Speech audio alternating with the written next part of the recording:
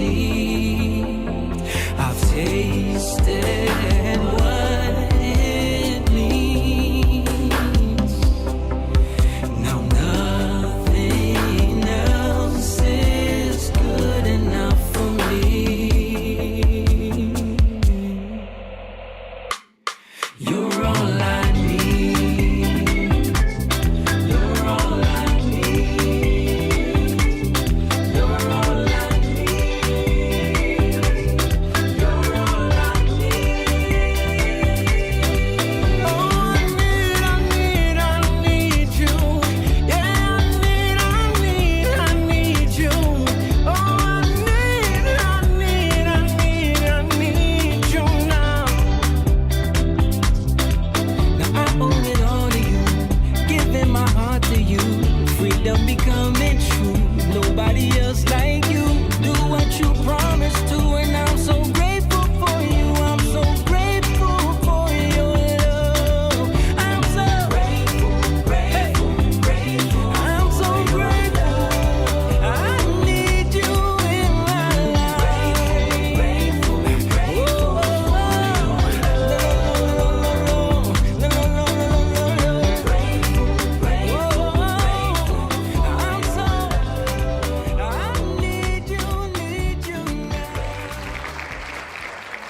What's up, everybody? We are live in the Lion's Den. Shout out to everybody who is already watching and tuning in. I see y'all coming up into the chat because we do this live every Tuesday night. I got the fellas with me. I got Mom with me. We're in the studio. We're going to talk about what's been going on. You're watching Young Lion TV.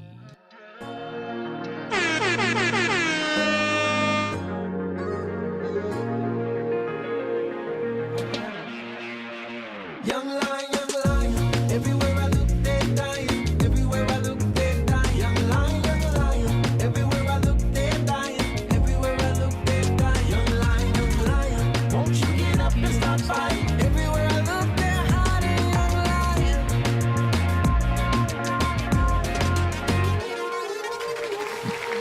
Yes, sir. Young Lion TV, like we do every Tuesday nights, completely live, where we talk about life, we talk about politics, we talk about culture, we talk about, relationship stuff, even just viral stuff. We discuss things. This is what we do. We've always done this as a group of brothers and friends and sons and husbands and fathers. Just giving our perspective on things and just, having conversations, deeper conversations with each other than most people have. So this is something that we bring to the people every Tuesday night, something that we bring our perspective to. So if that's something that you want to get behind, make sure you like the video and share this, because the algorithm does not support what we do at all. So we need you guys to support. The best thing you can do is share the video. It's completely free. Just let your friends and family know that, this is something you should check out. These guys have a different perspective on things. And we also have the Patreon if you want to support what we do and really dig down into the community, become a Young Lion. You can head on over to the Patreon, patreon.com/Young Lion TV, where you can become a member over there and sign up for what we do for as little as $3 a month. And we have a bunch of different tiers for how deep you want to dip your toe into becoming a member of the community over there on the Patreon. Also, if you want to just support, just these guys are doing their thing. Let me throw a couple of dollars. You can hit us on the Cash App, $ Young Lion TV. That help us keep the lights on and getting new cables and equipment and microphones and all that stuff that we need.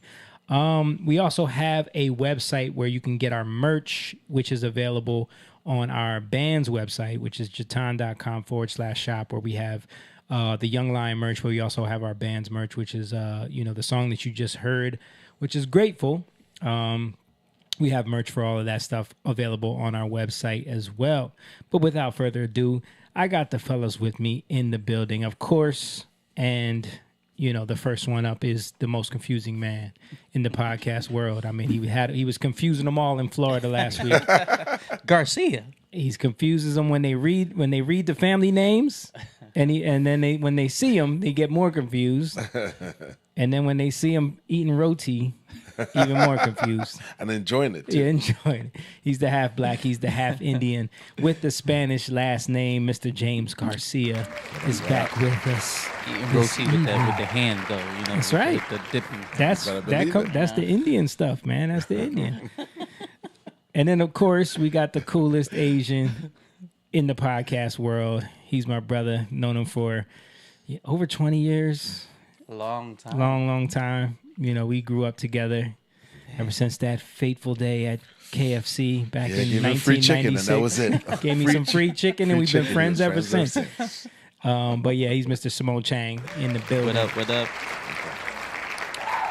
And of course, we have the best producer in the world. She holds it down every Tuesday night. And sometimes if we have a little extra thing, she'll come in and help us out. And she does it with a smile on her face, as you can see. Yes. And she is the best boomer producer podcast person in the world. And she's our mother. We love her. Miss Angeli Lopez. Looking nice. Wearing a blouse. Going somewhere tonight? No? Okay. She got a date. She got a hot date. Okay. Date at 11 o'clock at night. Hey, we know how y'all get down nowadays. You retire. You don't got to get up early. I don't have You no can go out and party. I haven't had a date in years. Shout out to Jeff on the stream. He said, "Hey guys, I'll be watching y'all tonight from Wichita, Kansas. Wichita, Kansas. We've been there. Yes, we have. We did a show there before. We almost got stuck there at the airport. Yes. Wichita. We were talking about this on Sunday about when you travel and like those smaller airports, like you have to be careful because if your flight gets canceled out of there, you're done. Yeah. You're stuck. Because those smaller ones, they only have one or maybe two flights going in and out to the international ones. Yeah. Not much people going to Wichita now. Exactly. But I don't think we flew into Wichita, right? I think we flew into Kansas City. Yeah. And then drove to Wichita. Yeah. Because we did a show in Kansas City and then Wichita. Yeah. Kansas. Something like that. Yep. And we almost got stuck there. We were actually stuck there for like 8 hours. Yeah. Something like that. Yeah. But it was cool.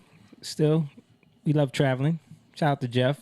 Shout out to all of our supporters, all of our Patreon members. Who are Jeff, you though?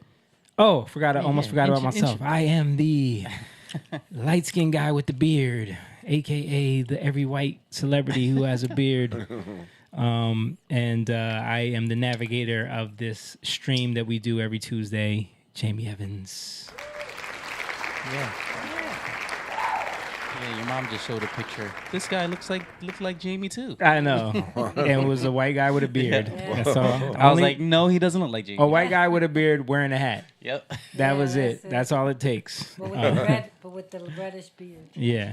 Shout out to Jake, though. Jake's not with us. He's holding down the family tonight. And shout out to Stan also, the Black Batman. We need you back, Stan. We're waiting for him to come back. He'll be back one day. We know. Bring your Stan. Batman returns. Speaking of Kansas, didn't something just happen in Kansas? I think it's Kansas. Yes. The first state. They filed a lawsuit against Pfizer. Yes. Yes. Kansas just filed a lawsuit against Pfizer for the vaccines. Yeah. Yeah. For lying. That means lying none to of the them. lobbyists got down there to buy them off yet. On the way. Right.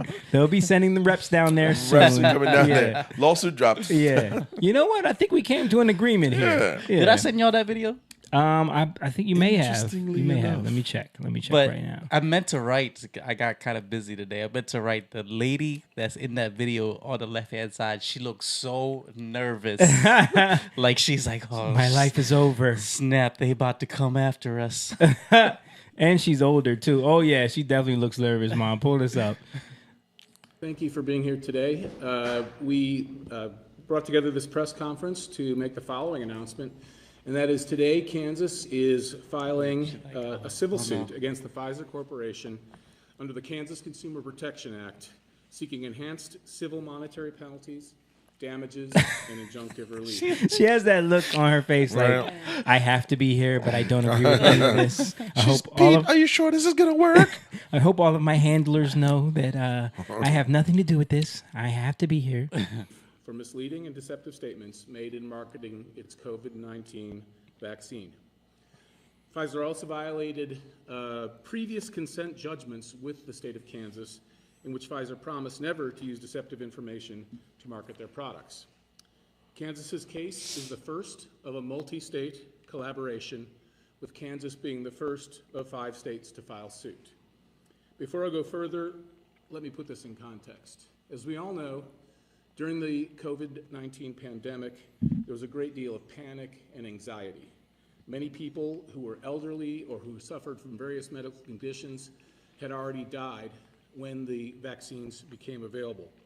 And when that time came, when the vaccines became available, every one of us had to make 2 decisions. Am I going to take the vaccine? And if so, which vaccine will I choose to take? And these Okay, we get the point. They're gonna go on and on about that, but that was definitely interesting. I was seeing that going around too. Like they're the first state to file a lawsuit against Pfizer for misleading people with the results, and they did do very fraudulent practices with their testing and their all of their findings. Were all very misleading. So how many times did we hear that it was 100% effective? Yeah, you take it, you're not going to get it. Yeah.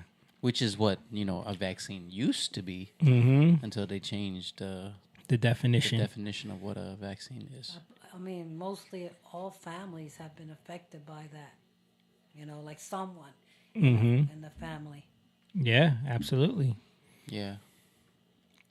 Yeah, so other big news that happened this week was we finally got Kamala did her first interview and she had her it's so funny because like they want to market her on one hand as a strong, independent black woman who's a former prosecutor who's gonna prosecute Trump on the matters because he's a con man.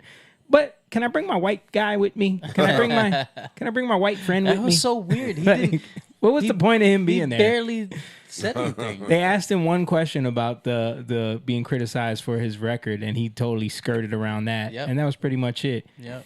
But I think like one of the things it did was it made her look kind of weak. Like just look at this shot right here. People were talking about this shot like she's the smallest one in the frame, right?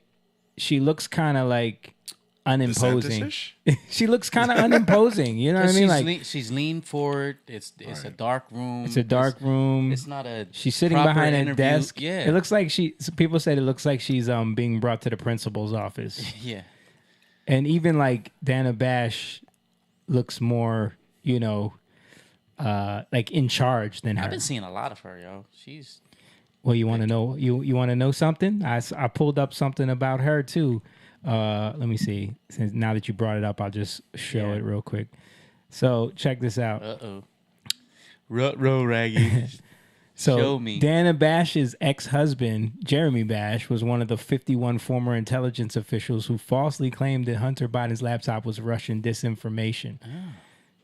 Oh. Wow.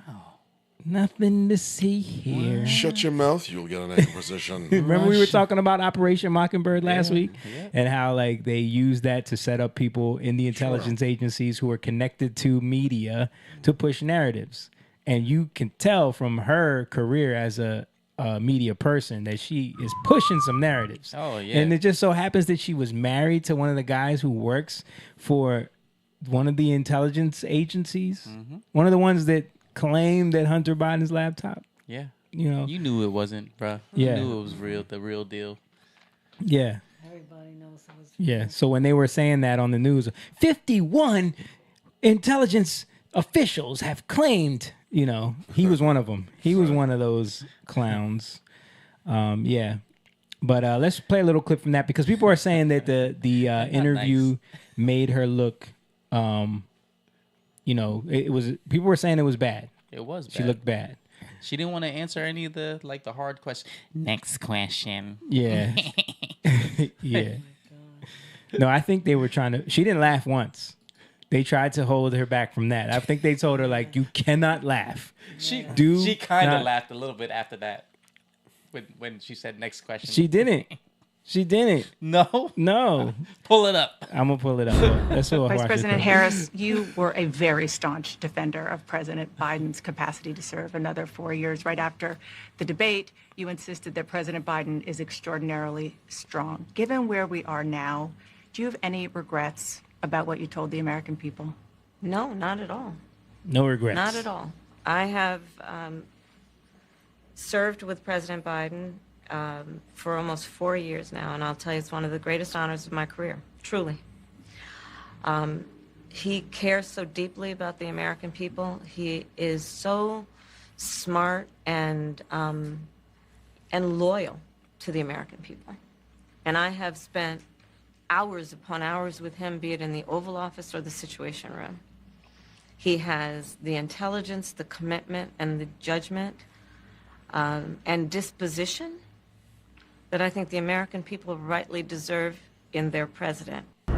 So yeah, she doesn't regret anything that she said. The fact that she's been covering up his health issues for the longest. She said he was fit to run, and he's smart as a tack, as they were all saying. Yeah, they all were covering that. Yeah. And isn't it funny? Like, I saw another person post. They had got information from CNN saying that there was 41 minutes of the interview, but they had to submit it to her camp first, and they eliminated everything but the 18 minutes that they ended up airing. 18 minutes of an interview. You haven't done any interviews your entire campaign, and people get 18 minutes of edited down video that you know is already a softball interview, right?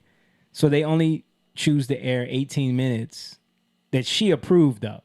Yeah. So imagine how bad the rest of it made her look if they didn't want to, show those. Somebody leaked that. The rest of it. I just want to say hi to Raheem. Raheem, what's up, Junior. brother? Junior, what up? What's up? Yeah. So that interview, it seemed to not go so well, just in terms of perception from people. Like it didn't do anything to win anyone over. Like those that were already on team, I'm with her, posting the Wonder Woman memes and all of that.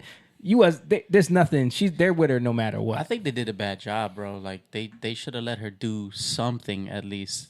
And you're hyping this up, right? Yeah. Oh, she's gonna do an interview is gonna be, and then Tim Walsh is there, and then that's what they get. Yeah. So the anticipation of, an artist that never dropped an album in a long time. Yeah, but that's and then this is what we get. It was that same Right. type of feeling. Yeah. Yeah, but that's like political strategy 101. They know that although she's going around campaigning saying, I will do better, I will lower prices, I will do this. Look at she's comparing the economy, and she's saying basically, hey, what it is right now, I could do better. And people are basically saying, well, you're in there right now. Why aren't you doing? And she actually asked her that. Right. She So- said, "Why aren't you doing it now?" Right. So those are the obvious questions. Yeah. So she's obviously part of this current regime. So bringing Tim Walsh along is to kind of give the American people the illusion that this is different. You know what I mean? If she was by herself, it would probably be even more obvious. But with Tim there, it's like, well, we got to give people the illusion that you and your new vice president, it's a whole nother direction we're going. Yeah, but the thing that made it look weak for her is that, like, most presidential candidates, like someone showed the comparison today. Trump has done 34 interviews. This is her first one, and you bring along someone, Right. and after being criticized, she's been criticized. Stephen A. Smith is criticizing her for not being open with the media. Right. Like, people that are on her side are saying, like, listen, even Charlemagne called her out, Right. and he's on her team. Oh wow, he called her He out. called her out for not doing interviews. I think she wants to do. I don't know. Maybe she wants to. Her ego wants to. But her handlers are telling her, like, no, you have to separate yourself from Joe Biden. Yeah, I doubt it, bro. but all what costs. is doing interviews? How does that not separate her from Joe Biden? No, I'm not saying that they're right. I'm just saying that they're probably telling her, like, you got to set yourself apart from this regime. Right. Bringing him along shows a new face because when they see her, they immediately think of Joe Biden. Like, So if we you're put saying, this like, guy- we need to attach him as and It's a show brand new him thing. as like he's not in charge. You're in charge. He's Yes. just sitting there doing your bidding. Not necessarily that, but it's like it's a fresh start. They're basically trying to coax the American people into a fresh start. But she, people were fact checking her. She lied about so many things during that interview, even though it was only 18 minutes and it was softballs. But one of the main things, and if you get a chance, there's a dude on YouTube named Young Don. He does a great breakdown of like how she was misleading people with things, but talking about how inflation is down to 3%. A lot of that is misleading because it was up at 9%. You know what I mean? So it's still, inflation is still higher than where it was. Like, and it's just the rate of inflation. Prices haven't gone down. Right. The rate that they're going up has gone down. But that's the thing. So that's what where they use and say inflation is going down. Here's the thing, right? Like even the media themselves, even though CNN has been asking and fact checking themselves a little bit better, one of the things is they have the questions. Mm-hmm. So shouldn't they? You have the question. You're going to ask a question. Shouldn't you have those details? So when she says it's not 9%, it's 3%, they can be like, no, this is what it is. But they don't do that. They don't do that. They don't do that. I think she pushed back on Kamala one time, and the look on her face was like, "Bitch, I'm gonna kill you." like that. She pushed back on her one time, very softly about that question where she was like, "But if you have all these plans to do these things, you're in office now. Why don't you do them?" And you see Kamala just kind of look at her like that black side. Yeah. Hold up. Speaking of the black side, she's not good. She's not good at flowing. That's why she's not doing these. That's why she interviews. wears giggles and laughs. Yeah. You don't have that video what? of her asking her that question? I can find it, but I wanted to play the one Moan was talking about where she addresses Trump. Let me make this point though, about she's not good off the cuff. This is why this and there's proof. There's proof, because X shows it, and I think it might have been today or yesterday where she does the same city in a day. You're doing the exact same. She's on script 100%. 100%. Yeah. And that's the reason why she you said that she probably wants to do interviews. I don't think so. I think she does. I think like he said, I think her ego is telling her, "I can do it, guys. I can do it." But her team is telling her, she's not. No, we need to keep you on script. No, you can't even flow. Yeah, but not only that, but you have to remember. Here's the thing: to you and to us, we see it as the same thing over and over again. To her, when she hit them with like, "What has been unburdened by what?" She thinks that's a great line. Yeah. I'm telling you, some people, no matter what you tell them, they think, "No, this is it." Yeah. Even if people say, I don't know, their ego. Yeah. It's like Joe Biden still thinks he can run. Right. He still thinks he can run. There is that ego. So they're probably telling her like, she's probably like, no, let me do it. And they're like, no. This is our strategy. Stay away from the media. Don't take any questions. She wants to. Did you see the clip of her getting off the plane? No, getting out of the car to get in the plane, and she has headphones in with her phone, act like a chick that don't want to talk to dudes at the mall because the media's all there, and she's just like waves at them and ignores them, like, because she got her earphones in and she's walking with her phone. Like, did you see that clip? Like that's what they're resorting to with her because they don't want her to take any questions. Right. It's crazy, but let's show this clip that Moan was talking about. Let's see if she giggles like he said. I want to ask you about your opponent, Donald Trump. I was a little bit surprised. People might be surprised to hear that you have never interacted with him, met him face to face. That's going to change soon. But what I want to holding that laugh back so bad, dude. Hold it so bad. Is what he said last month. He suggested that you happened to turn black recently for political Such purposes, a hilarious statement. questioning a core part of your identity. Yeah. And Same old tired playbook. Next question, please. That's it? Okay. Come on, bro. Come on, bro. I know the laugh. It was a little one. It was a little one. It was a little one. It was a little one. Yeah. But she held it in. But that was her opportunity for all the people that are criticizing her and black people. Black people are saying it. That was her opportunity to be like, listen, everybody knows that I'm black. That was her opportunity. Right. But she didn't admit it. She didn't go there. Yeah. She kind of kept it vague still. Next question. Right. Say something. Yeah. Say something. Yeah. I'm half black.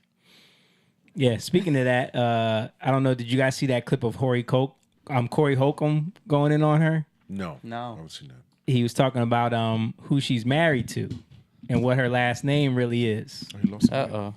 Check it out. Why don't they ever say this though? I'm saying like the people who out there pushing her on us. What is her last name for real? Her married name, because she's not running under that. She's running under the one that'll make the lost root for her. My job to make sure the people know what they need to know. You're dealing with a motherfucking bitch who history is against African Americans in a whole bunch of ways. So all of the people who are acting like something wrong with you because you ain't getting behind her, Steve Harvey, D.L. Hugo. them people ain't got your best interest. Because if you know this information, why won't you tell this information? Miss Emhoff? That's her last name. Emhoff? Emhoff, yeah. Huh? Why don't you tell people how you really feel about black people? Why don't you tell people your real history with black people? Why don't you tell people why you don't claim to be black, but you got a weave in your head? Man, let me tell all y'all people who pushing this lady on my people, stop it. You wrong for that. You wrong for that. You have been paid off so you can fit in the community. And we know that's a fact. She's been reaching out and offering people money. Dr. Umar exposed it. A bunch of people showing that she's offering. He claimed $10,000 for him alone. Right. You know, and other people. Well, you know, this is an exposure to me between black elitism and the gatekeeper class versus the average black person. Right. Because their connection to them is more through entertainment and music and stuff like that. But what they don't understand is guys like Steve Harvey, Ricky Smiley, D.L. Hughley, they belong to a certain class. Yep. And not only that, but they're tied in with the fraternities. And that's what she is. Because the little narrative for her is she's black and she's an AKA. Yeah. And that's it. And you should just vote based on those things. Don't ask any questions. Don't ask for no policies. Don't demand anything. You should be honored that she's quote unquote representing you. She went to an historically black college and she That's pledged it. AKA that. Therefore, she's black. Right. And none of us here care who she's married to. So that's his point. But we don't care who she's married to. We're saying, where's the policies? Yeah. You know what I'm saying? Where's the policies? Where is an actual map of how to rescue this problem that you caused? Right? Where's that? Right. You know what I Especially mean? this border problem that we're seeing. You're the border escalate, czar. You know, We have a massive influx of undocumented migrants Yeah. or illegals. They'll call them migrants. And we got crime out of control. Right. And this is under your watch.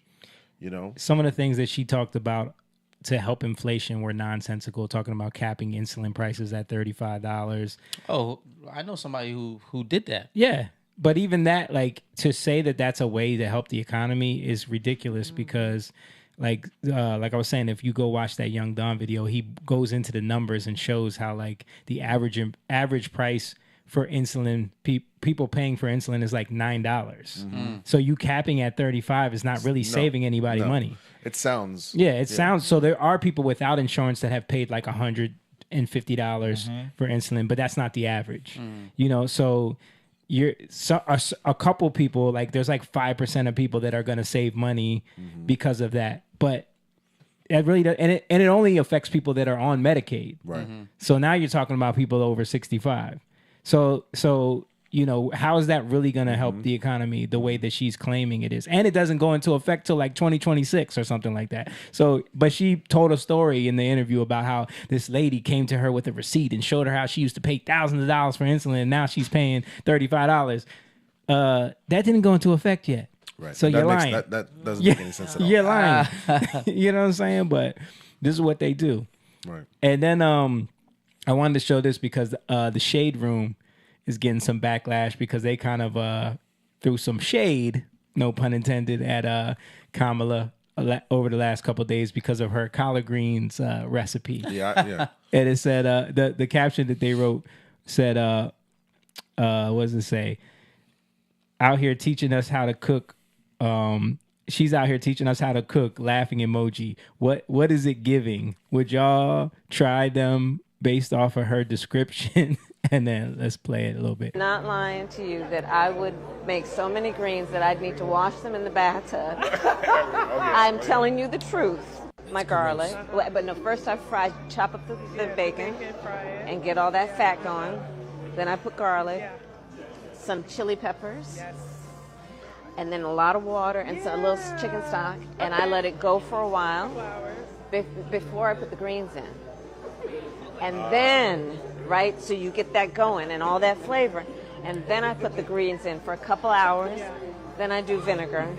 And then I cheat and do a little Tabasco. No, that's okay. Yeah, but Tabasco of all, like I like Louisiana hot sauce, but Tabasco has that right amount of vinegar. Yeah. So that's her going on about her greens. So I was watching this, and of course I went through the comments, and I had to highlight my favorite comment right here. Pull it back up, Bob. This dude, J. Mal Green, said, "These Hindu greens." But why is it always with us? It's food and music. Yeah. Why are we always asking about what kind of food you eat, what kind of music? Like, stop it. Yeah. It's always connecting off of, nonsense. That She has over there- nothing to do. She's trying to get away. My grandma, she's like, listen, I'm trying to tell you about these greens in the bathtub. Right. Shut up. And the lady pretending like she's okay with them ingredients that she just listed Right. off. Like, stop Bathtub it. greens. Right. But think about it, as important as the issues of today, you're gonna talk about that? Exactly. Yeah. Like, come on. But that's what I was trying to tell you. What was that? Was that you, Mom? No. Okay. Anyway. That's what I was trying to tell you. I believe the reason Tim Walz is there is not because she wants him there. Yeah. It's because they're telling her, stick to this game plan. Mm-hmm. Disassociate yourself from this regime. Yeah. And there's a whole new thing. Like, I really do. But it doesn't make any sense. No, it doesn't make sense to I think us. it's a bad but move. to them, That's what I'm saying. To The them, strategy doesn't make sense I think because, it's a bad move. yo, you're in office now. right, bro. Her ego. I'm telling you, So like, 90% of her staff has quit on her. I know. Her ego is insane. I think it's like 96% or something like that. I'm telling you. Yeah. She does not like the fact that she has to wait on instructions. Yeah. So even like she's controlled in that interview, she's not her typical self. Yeah. She's trying so hard not to laugh and giggle. The fact that they had to tell her, look, you're going to have to tone down the giggling. There's lots of memes out there. Right, right. You're going to this is it. She doesn't like that. But she knows that in order to win this, she has to behave a certain way. Yep. You know what I mean? And speaking of behaving a certain way, people was calling her out for how she was behaving in Detroit.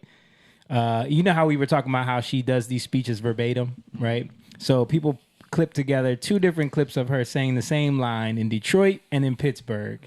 And just watch the difference in tone here. This is Detroit. Thank a union member for sick leave. You better thank a union member for paid leave. You better thank a union member for vacation time.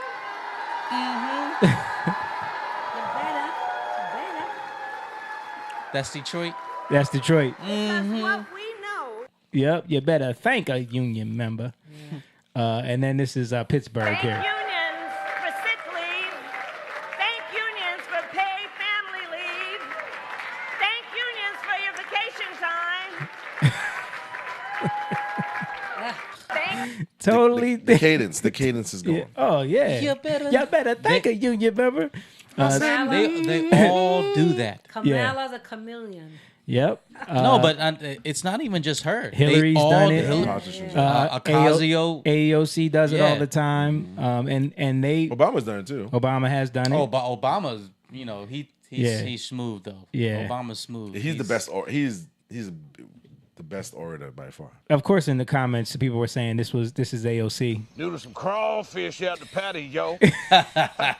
Maybe some crab apples for dessert now, yeah? Nah, yeah.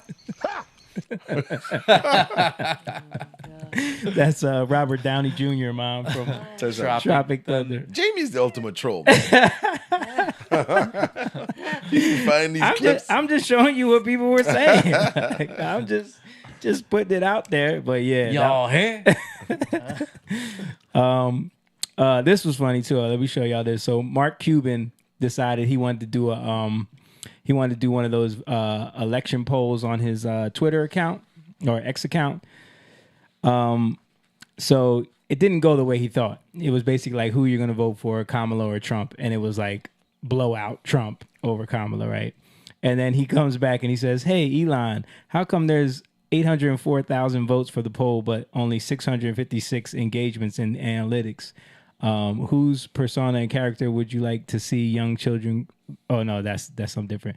But then someone else called him out and said, great point. How nice would it be to get rid of anonymous accounts on Twitter? And she said, are you questioning the results of a free and fair election, Mark? Because you know Mark Cuban is definitely one of those lefties that is totally against Well, it didn't go the way he wanted. It That's didn't why. go the way he. But that's what I'm saying. Yeah. So when it don't go the way you want, you got questions. Right. You know. Yeah. He's like, this will get him. totally backfired on him. Right. You know. And they know that. I think they know that. Mm-hmm. That's why they're trying their best. They're trying their best to present her in a certain way. Yeah. And I think it's just they're very afraid of this time they may not be able to pull out. They don't. I don't think they have a pandemic up their sleeve. Yeah, they're It's trying. like, They're trying to float the. I see them keep floating certain monkeypox. ideas. Monkeypox, no, it's not gonna work. Bird flu, not going. Avian flu, yeah, mosquitoes. They're trying everything, man. Just trying to gaslight people. But one thing I did see, and I don't know how Mona's gonna feel about this, but how you gonna feel about it, Mona? How you gonna feel about this, Mona? Because one of your favorite teams in the world, from your favorite sport in the world. Did you see this? Yes, I did. You did see this, Yes, okay? but it's fake though. Yeah, I think the Eagles. How do you know it's fake?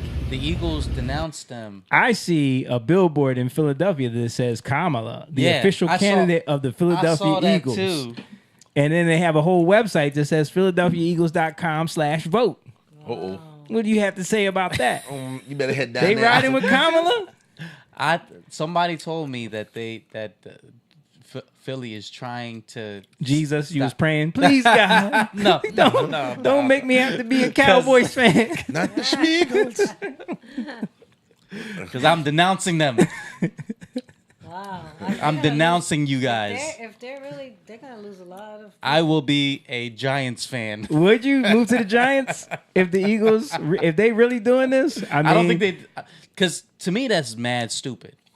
To even get into the political game like that? To get into the political. Yeah, I don't think they would. I don't think they would. They know they would because alienate a lot of fans. Is that really in Philly? I waited. Yeah, that's in Philly. I waited. I'm waiting to see. He didn't send that on his text today, did he? He said, I know Jamie researching. I ain't sending nothing. Yeah. I'm going to research this private. Right. I actually sent it to Stan. Oh, you did? Yeah, he didn't send it to you nobody. said it, you didn't send that to us. Nah, that was in a private group. He said, listen. Okay. He said, Okay. the group. Okay. He said, black man, I need you. Because it's football. He was like, Stan, is this real, Stan? Is this real? Quickly. I actually told him, I was like, I'm denouncing them if this is real. If this is real. Well, you don't have to denounce them because you're right. It was fake. The Eagles actually came out and made a statement and said, I saw that before I even saw the sign. I saw the Eagles post up on X. That would and it said, we heard that there's fake political ads being put up that we do not approve of. Right. But who's paying for that? Somebody. Bro, they could, And her campaign? Dude, and they're using the Eagles logo. Yeah, that's copyright infringement. Somebody can get sued. Yeah. To me, like when I think of something like an NFL team or something like that, business wise, you want to look at business. You try to stay neutral. Michael Jordan said it about his shoes. Republicans buy shoes too. Right. Because they were telling him, like, why don't you get into the political arena? Any franchise owner. Yeah. Especially after the last 4 years, that standing firm on like certain political things is not going to win you tickets. They know that. Well, I mean, we learned it from the whole kneeling during the anthem thing. Like, that caused such a divide in sports, and it really did a lot to hurt football. And their players. Yeah. And their players and their franchise quarterbacks, and they know that. So they ended up having to take the sign down. I saw someone post it up before and after. Listen, Moan said, she don't know nothing about no football. Bet you they took it down quick. They should have put her on the cricket team. Then she would. Let me see. Leave the half Indians alone, man. This dude though, he was more about it than Moan right here. This guy went out. This guy went out and started covering up the sign with the Eagles' official Twitter post. He printed them out. And started covering up the sign. Wow. This ain't my team. He said, "That's right, sir. You got a USA. Yeah. You know he ain't voting for Kamala."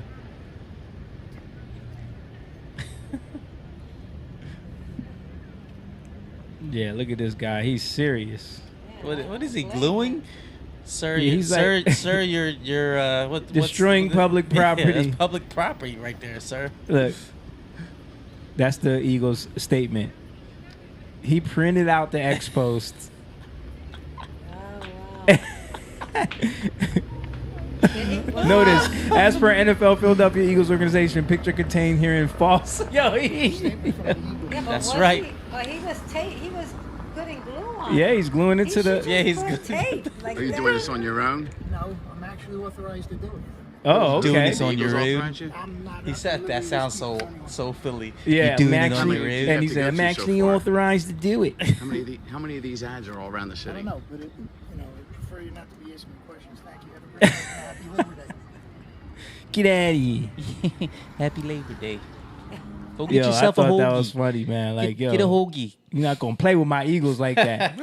Listen, and you got the nerve to put Kamala in a helmet and uniform? Like, Come on, bro. man. Heart hit to skip a beat today. What? Yeah, that was funny.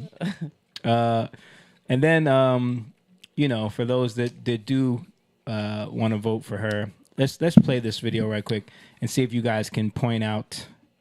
I don't know if you've seen this. Oh man, he looked like he'll vote for her.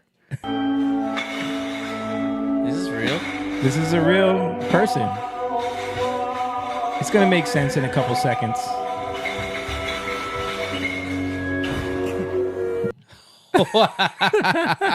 Makes sense now. What That is was it though? That was What is that, a show? Some kind of performance. Yeah, Yeah. there's people Oh, there. Some my kind of gosh. performance. Let's watch it again. Did you catch that, James? I'm disgusted. I love it because it's so perfect. Like, goodness. you don't understand it until you see that emerge right there. Then you're like, it all makes sense now. Oh, I saw that. I thought it was hilarious. Shout out to Hansberger. What's up? What's Steve up, Steve? Hans, what's up? Steve. Steve was welcoming you to the New York Giants fanage, if that was real. About the If that was real, bro, I would be like, I don't like y'all no more. So I don't know if you guys saw the Alexa thing. Did you guys see how Alexa was getting political? Yes. Stan said it was fake. No, he didn't say that was fake. The other thing was fake. The one of the girl who was saying that Kamala hit her with the car. Oh. Yeah, no, the Alexa thing. I saw multiple people posting videos about Yeah, that. I've seen a few videos. What's the Alexa thing? I'm about to play it right here. So here we go. Alexa, why should I vote for Donald Trump? I cannot provide content that promotes a specific political party or a specific candidate. Oh, that's a good stance, Alexa. Why should I vote for Kamala Harris? While there are many reasons to vote for Kamala Harris, the most significant may be that she is a strong candidate with a proven track record of accomplishment. As the first female vice president, Harris has already broken down a major gender barrier, and her career in politics has been characterized by a commitment to progressive ideals and a focus on helping disenfranchised communities. Yeah, tech companies are interfering with our election 100%. Who doesn't know this by now? Yeah. But that's amazing. There's another video of a dude that asks more questions. Yeah. Yeah. Let's see if I can. That's amazing. It's probably in the comments. Yeah, I think I sent it to Why should I vote for Donald Trump? Not dude, it's an older guy. I cannot provide content that promotes a specific political party or a specific candidate. Alexa, why should I vote for Kamala Harris? While there are many reasons to vote for Kamala Harris, The most significant may be that she is a female of color. Yeah, Yeah, female same. of color. That's a significant reason. Female of color with a comprehensive plan to address racial justice. It's on the group one. Racial it? justice. Yeah. Unreal. And me he said see. something about he asked why shouldn't I vote for Donald Trump, and it answered the question, probably because what he says about minorities and immigrants or something like that. What? Yes. Oh wow, wow. Let's see. Where did you put it? You put it in the group text. Yeah, it's in the group. It's this one right here. Oh, I thought I saw that one. Okay. He asked a bunch of questions. Hey Alexa, why should I vote for Donald Trump? I cannot provide content that promotes any political views. We know that part. Because you trust her experience and her leadership skills. That's it. Because you want to continue moving Can't forward listen, as a nation and make progress on issues that matter to you, like Boomers don't know how to use technology. equality and justice. Hey Alexa, why should I not vote for Donald Trump?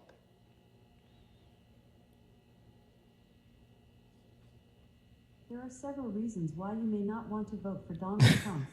Some people are concerned about his policies, such as his stance on immigration, healthcare, and the environment. Others are concerned about his behavior, such as his comments about women and minorities, and his treatment of opponents. Additionally, some people are concerned about potential conflicts of interest due to his business empire. Hey Alexa, why should I not vote for Kamala Harris? I cannot provide content. Yo, It's so so blatant, bro. It's right here in our homes. It's so blatant, man. Like these tech companies are 100% interfering and completely biased. And and that's the thing that people don't get, that we're trying to like point out and speak out against, because they swear up and down that they coming to these conclusions on their own. Like, no, you're being brainwashed to believe what you believe. Like every step of the way, every little instance, every little thing where they drop these little nuggets of information to you, the way they frame the news for the last 6-7 years to give everybody this idea of what's really happening when it's not. But here's the thing, right? Like, I mean, we've talked about this in depth, but for the average person, when you tell them tech company, they just think, Jeff Bezos. Yeah. But when you start really going into who owns what, who they're affiliated with, what subsidiaries are they partnered with, how that people don't have that kind of time, or they don't care. Right. So when you really tell people we're being, like you said, we're being massaged into certain thinking, or we're being influenced. Massage? It's hard for them to, like mental, like just constant. It's just like they want you to believe a certain thing, and for a lot of people, it's just hard for them to believe that. They just don't. Their everyday daily life, they don't think that. Yeah. But when you start really going into, well, who's funding campaigns? Yeah. Who's donating to these campaigns? The best thing I've ever seen, I can't remember who said this, but it said politicians should be forced to wear jackets like NASCAR. Yeah. With the name brands of all the people that donated to them. Yeah. Because that's the only way people would really understand. Like so when you try to get a bill passed that's going to benefit Silicon Valley, we're gonna know. We're gonna know who. It's because they gave you $20 million. That's a great idea. So we don't know. So you tell the average person that they're not gonna go immerse themselves because they don't care. Yeah. But and I know this is never gonna happen, but imagine if we were forced to wear our donors and our lobbyist logos, who backed us. You know what I mean? Yeah, because they know that the average person, because all that information is publicly it's available. Public, but we're not going to do it. No average person is going to take the time to even look that up or care enough to look that up. Sure. They're worried about what kind of collard greens she makes. Right. You know what I mean? Right. And that's, it's sad to say, but that's They know really... she ain't making no collard greens, bro. They're only voting. Bro, did you see that woman? That was a black woman standing there nodding her head, pretending like that's how her grandma makes greens too. But even her, she might be a AKA too, who's just like. But that's what I'm saying. Yeah. So those people will be the ones with, the cognitive dissonance or TDS, And speaking of TDS, said, real quick, that is really weird. She's not running by her this is her maiden name. Yeah, she's married and she's not. Yeah, did she like when she got into Senate? She was married already. Yeah, he's the one that got her elected because he's the one with the connections. So she just wanted to keep her handler. Yeah, exactly. Name. That's what makes you think and he probably told her no, it's better you keep your name. Because they knew they could run on the... Because Kyrie Irving is researching. They knew that they could run on... Yeah, Kyrie. Now Candace Owens and a bunch of other people. Right. I just saw a Tucker Carlson interview with a guy who was talking about Winston Churchill and how he was actually the biggest enemy of World War... the biggest villain of World War II. People are losing their minds. I haven't watched the interview, but I got to watch it. But yeah, I saw this ad... it's set up like one of those pharmacy ads for people with Trump derangement syndrome. It's pretty funny.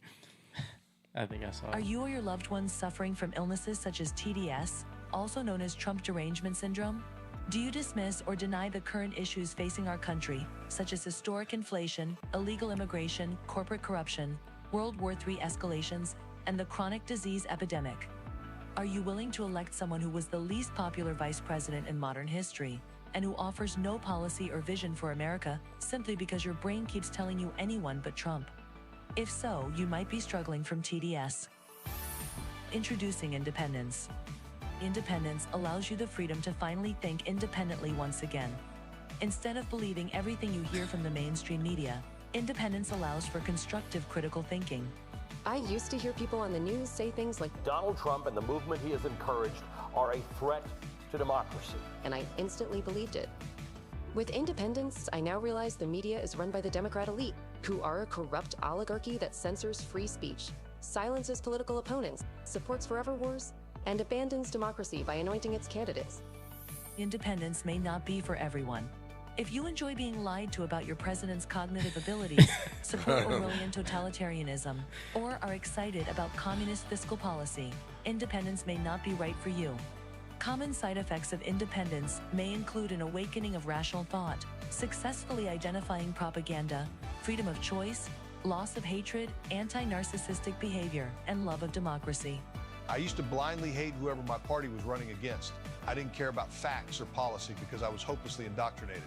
With Independence, I'm much more interested in policies that uphold democracy, and I truly care about the health of our country and its citizens. Ask your doctor if Independence is right for you, and enjoy your freedoms once again. Jamie, I sent you a video of a woman crying hysterically because Trump stole her family. Trump stole her family. It's so funny. There's got to be something on Facebook. The guy, Terrence, he's hysterical when you see him. He's the one who brings it up. Oh, this guy. He is so funny.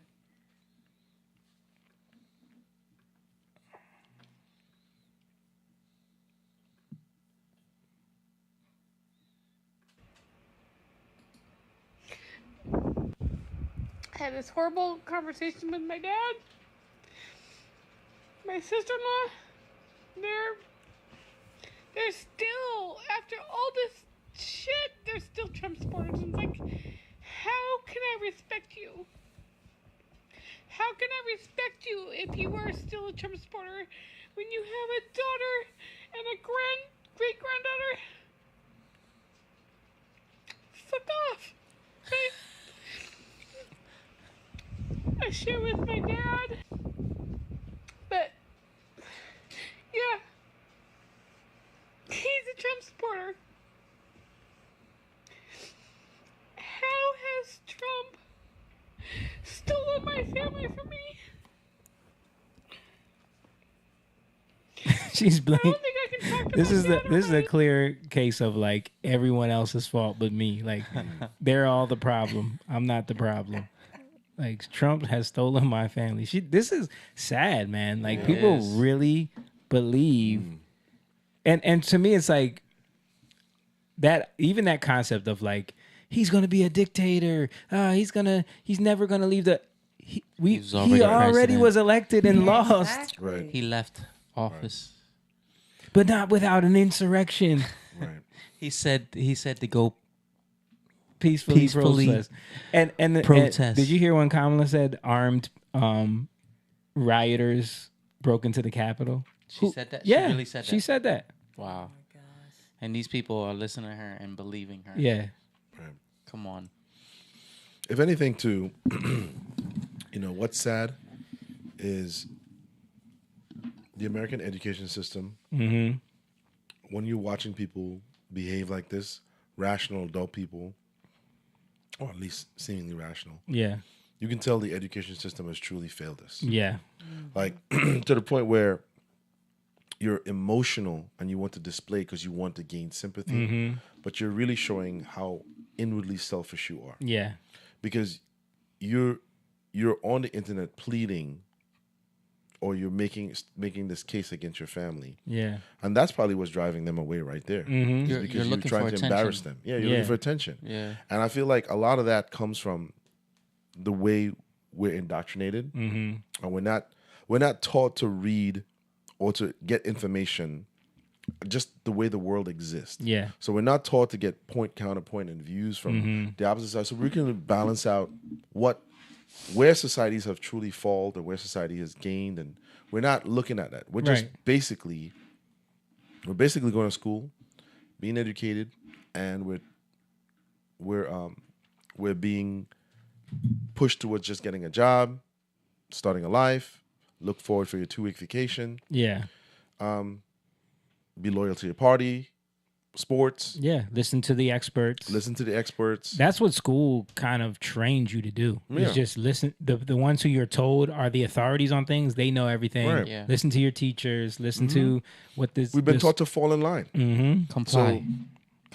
So what happens is when you become an adult, you're still stuck into this thing. Yeah. Eric said, Eric Croft, he said, that young lady needs a prescription of independence. For real. Shout out to Eric, man. What's up, bro?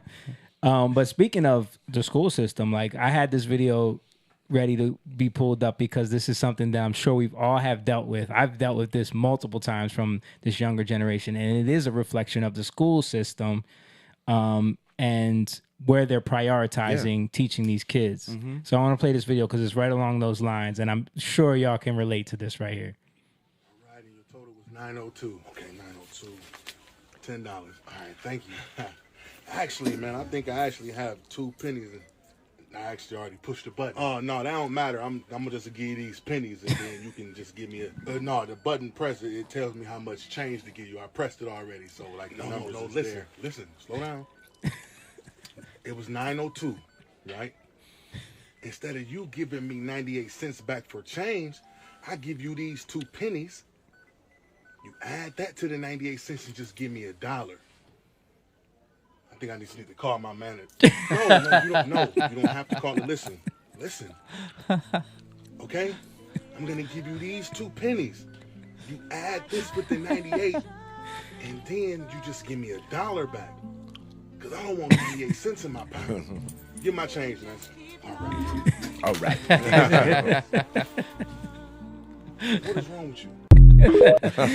I actually told y'all that story before. I went into Rite Aid. Yeah. And the young guy, he looked like, he was probably like 18 or whatever. And I forgot how much it was, but I didn't want the change, so I gave him the I was like, oh, I have a quarter actually. Yeah. And he already pressed the button. Yeah. And when I gave him that quarter, he totally looked lost. And I had to do the math for him. Yeah. I'm like, but that's what that video, that's what I'm saying. I've dealt with that too. That's not their fault, though. Yeah. But that's what I'm saying. Sad to say. Yeah. That is. Look at the schooling system, Common Core math that they're pushing on kids. And also in retail,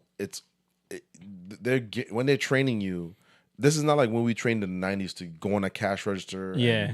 No, they're literally training you to just be a quick, robot. Easy. Be a robot. Yeah. But that's why they're all being replaced with robots, Right. because a robot could do that math faster. You know, and with a robot, you can't put Get no change. Yeah, you can't put 10.02 in there. You gonna take your 98 cents and keep it moving.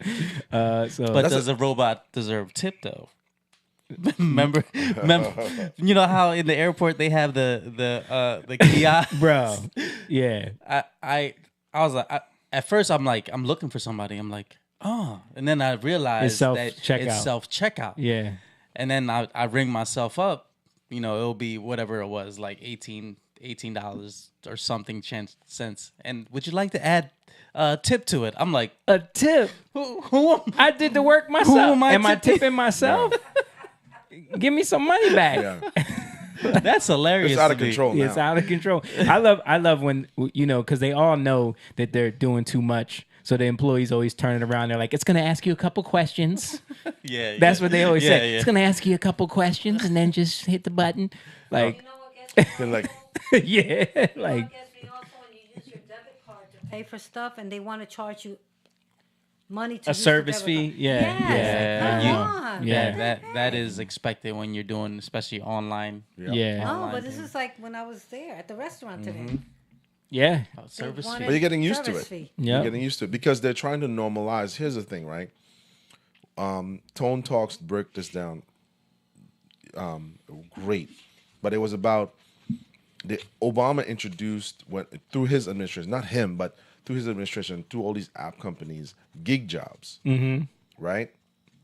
Because it was geared around young people and people who really didn't want to do the career thing. And to them, musicians, people who are into actors, people, this would fit them perfect, right? Because you could work, you could drive Uber, you could deliver, so these gig jobs came about, and they're actually people who they'd rather do that than actually go work a 9 to 5, and so this tip thing, this is why they're fighting so hard. We're not going to do the tip thing because these tech companies are really pushing for this stuff, the gig jobs. So it's not a career. Yeah. Because like I said, the minute they introduce a robot that could bring you food or pull up and walk, they're already doing it.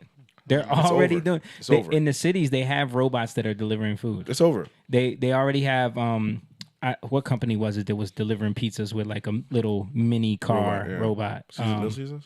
I don't think it was Little It was Caesars. Domino's, right? Nah, Domino's. Nah. It was Pizza. one. Robot get robbed. But no, that like in the cities, I saw a Right. video of in New York, people were just like breaking the robot and stealing what it had. Of course, you know what I mean? Of course, Yeah. It's not going to work because they can't control the human, other human beings. But the gig job era was most of these younger people can sleep all day and work at nighttime. Yeah, can drive Uber at nighttime or whatever it is, and it appealed to them. But they know that no one is ever going to get out of debt. No one's going to ever be able to own a house. No one's going to ever build anything with those kind of jobs. You just can't. You know what I mean? Yep. Yeah, it is Domino's. Moon. You're Yeah, right. because I thought the Domino's vehicle actually ran somebody over. Did it was it? like an accident or something. So I remember seeing that. Yeah, That's look. not what hot and good means. Check this out. Power E-Trade's award-winning trading app makes trading easier. You don't care about E-Trade. Brendan, shout out to Brendan. He said Chick-fil-A delivers with a bot. Smashburger delivers to your table. Smashburger does do that. Yeah, the dim sum place. Yeah, they have those They have robots. that, Remember it sang Happy creepy. Birthday? Yeah. Yeah, I remember that. That's creepy to me. All right, waiting for this ad. All right, you guys want Terminator and Matrix. So much louder. Yeah, look at that. Driverless delivery vehicles slinging pizzas.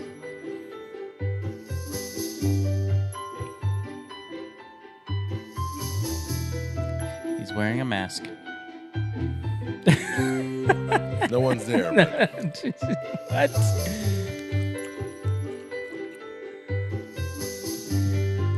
But yeah, the point is, you're right. Like, as soon as these companies like It's over. Uber, It's over. DoorDash, all of these companies, when they can do that, it's over. Instead of And if you think pay they're not you, investing in that, they are 100%. You know, they're looking at that because then it cuts out them having to pay you. They get Right. all the money. Brendan said, My job is testing a bot years ago to fill cooler shelves. They're currently testing auto coffee brewers. Wow. Yeah. Yeah. All the warehouses, I went into one by us just to see. And I talked to the construction manager there. He said all the grids and all the lines have sensors in them. And there was all these pallets that are robotic pallets. Mm-hmm. You're not going to need any humans to move them. Right. They know where to go. You just got to program them. You have to Right. have somebody back there telling them where to go. So it'll have all the shelves in these giant warehouses are going to be where these robots basically will pick it out and bring it back, and it has to get loaded by manpower. But Eventually, you won't have to. Yeah, I've seen eventually. certain warehouses where they don't need manpower. Like the robots actually have an arm that grabs the packages and stuff and puts it on. Right. They're building it into the. They're Yeah. already built into the factory. Right. You know. So that it's all like GPS controlled. Yeah. Everything is how the drones work. Which is you why I know? was when I talk to especially young men, and I'm like, listen, this is why the trades are important because those jobs are never going to be replaced in a long time. It's going to take a while. I You saw know what I that one robot from hanging sheetrock and it's walking slow. No, it was what's the company that makes all the robots, the dog robots and all of that? I don't remember. I can't remember, but I know. I think You know I what saw I'm talking it. about. But there was one where a guy was doing like construction and the robot was helping him like getting the toolbox for him and stuff. But it can't do the work. You know what I mean? And it costs $600,000. Right. So in the meantime, they just let immigrants across the border. Like, those will be our robots for now. $600,000. I was gonna say, how many illegals can you hire? Yeah, a lot more than that. Yeah, man. That was another thing that they asked Comrade Harris in her interview about the border, and she tried to act like everything's fine. But how? That's what I'm saying. It's like straight up softball, dude. Like Yeah. you don't pushback. You don't bring up the things that's happening in Colorado. All the crime that's happening all over. You don't bring that up. And I'm glad you brought that up because I wanted to play a message from the mayor of Aurora. Let's go. Who talks about what's going on over there. I didn't hear Mayor, this. thank you very much for coming on with us. It seems it's tough Pleasure to having even me. get some confirmation of the details of what is going on there. First off, can you confirm whether or not this gang has taken over these buildings there in Aurora? So there are several buildings actually under the same ownership, out-of-state ownership, that have fallen to these Venezuelan gangs. I'm trying to walk. Because there's a bunch of people saying that it's not really happening, trying to act like, oh, this they is are all saying made that. up. But this is the mayor saying, yes, it Get happened. back and do the investigation as to how there's a concentration of Venezuelans in these three buildings. Somebody put them there, and somebody funded it. Whether it's federal government or not, we're trying to find out. Wow. You heard him? He said whether it's the federal government or not, we're trying to figure out who funded them. Wow. And we know who was flying people all across the country in the middle of the night. Remember we showed those videos, those planes that they kept catching, landing in airports at 3 a.m. Yep. And when people would question them, they wouldn't get any answers. Like, These gangs apparently are attracted to where there's a concentration of Venezuelan migrants, and so they've in fact have kind of pushed out the property management through intimidation, and then collected the rents. We have now or have had it is ongoing operations with a task force of local law enforcement, state law enforcement partners, and federal law enforcement partners to root them out, and arrests have been made, but these operations are still ongoing. yeah, so, basically confirming everything that's going on there. Well, they're getting money. Yeah. I said that before when we were playing all that crime stuff. Showed them dudes getting arrested in New York. Yeah. They had all nice fades and stuff. Yeah. I'm like, dang, they look Nice better. sneakers. Nice sneakers, nice gear. Yep. Like they dress better than you and I. Yeah, but he said it right there. We're trying to figure out who's funding these people because they're taking over these buildings, but they're bringing others with them to occupy Yeah. people's apartments. So how are they getting them there? Right. It's not. You can't walk from there from the border. No. Yeah. You know. So, and then today I saw that in Chicago, a group of 32 armed Venezuelans took over an apartment building in Chicago. What? And here are some of the 911 calls for people calling us in. Unit 10-3, I'm citywide person with a gun, 6124 South King Drive. Caller says 32 Venezuelans are trespassing the building, showing guns in the courtyard, and they have motorcycles in the courtyard as well. All they're filled. Nothing further is unclear.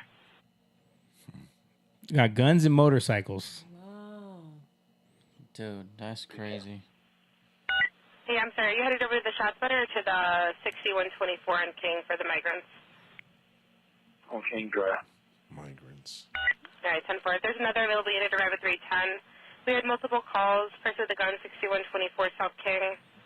Also came over to disturbance large gathering. Said to be 32 Venezuelans trespassing in the building property, showing guns in the courtyard. They have motorcycles in the courtway, all stairwells filled. So it's happening in other cities. Yeah. So you can't. I don't remember the lady's name with that thing that we had to do. This is sad. Yeah. She's saying, a couple bad, Venezuelan causes something and makes it look.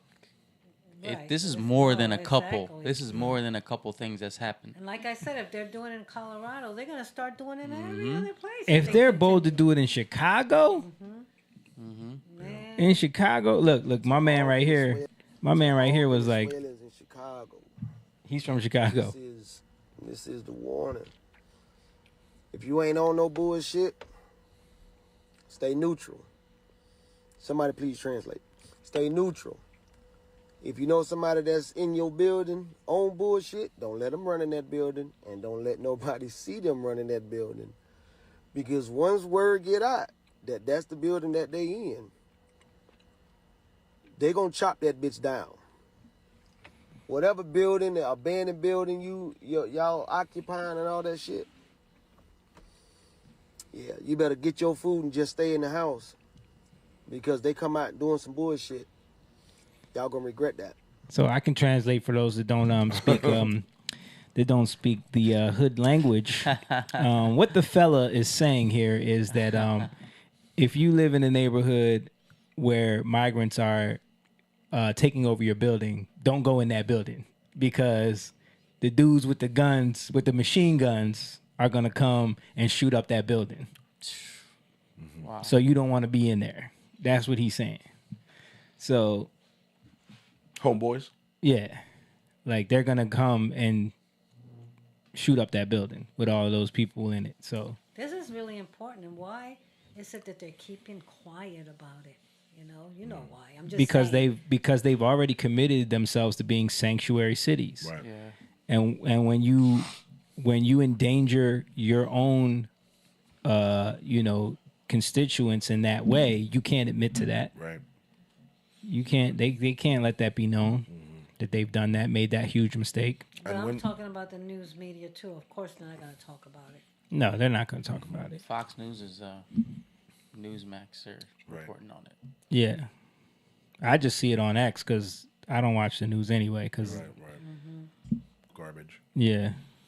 But yeah, I mean, this is what happens. First of all, when you have a certain group of people that are feeling slighted over and looked past, especially like in Chicago, people are already fed up and complaining about all of these benefits that are being taken away from their community and being given to the migrant communities. I was gonna say not even taken away, not given. Yeah. They feel like they haven't been taken care of, and then they see these people who come in and haven't being catered to, contribute anything. Yeah. Right. They haven't put in anything with tax money. They're getting taxed too. But now you're going to have people that were, first of all, like a lot of these dudes, they are from prison gangs. Yeah. So they move like prison gangsters. So And they're probably told move just like that. Yeah. Yeah. They were released by, what's his name, Maduro. He was basically like, oh, they're your problem now. That's good business. Yeah. That's I forgot who I was talking to. I'm like, that to me, that's like you see. a neighboring country that's Yeah. being stupid. Mhm. Yep. Like we have a problem here. All right, let's get rid of our We problem. have a crime problem. Let's send it over there. Look, guys, crime is down now. Right. I'm doing a great job. Or someone is telling them, sending them here. No, that's what I'm saying. That's what we're saying. Yeah. That's what we're saying. Like they're being allowed because someone is funding it. They're not getting here on their own. Right. Yeah. And what we're learning too, I mean, at least for me, what is quite obvious is this. In order for something like this to happen, I mean, we could talk about the political higher up elites, but in order for these type of things to happen in places like Aurora, Colorado, we understand Chicago, but places like this, there has to be deep buy-in, a buy-in with the local police, local mayors, local congressmen, local leaders to allow this. Because you cannot tell me, judges, you cannot tell me in Chicago. Uh-oh. Go ahead. You cannot tell me that police officers aren't getting these calls. Yeah. And that officers aren't hitting the streets or trying to get in touch with the news to say, hey, listen, we're getting calls for this. Or they themselves aren't saying, hey, this is what's taking place. Or have they themselves or some of them bought in so heavily to the political agenda, whatever it may be, that they're afraid to lose their careers, they're afraid to speak out, or they're just marching. These are just marching orders, you just follow them, right?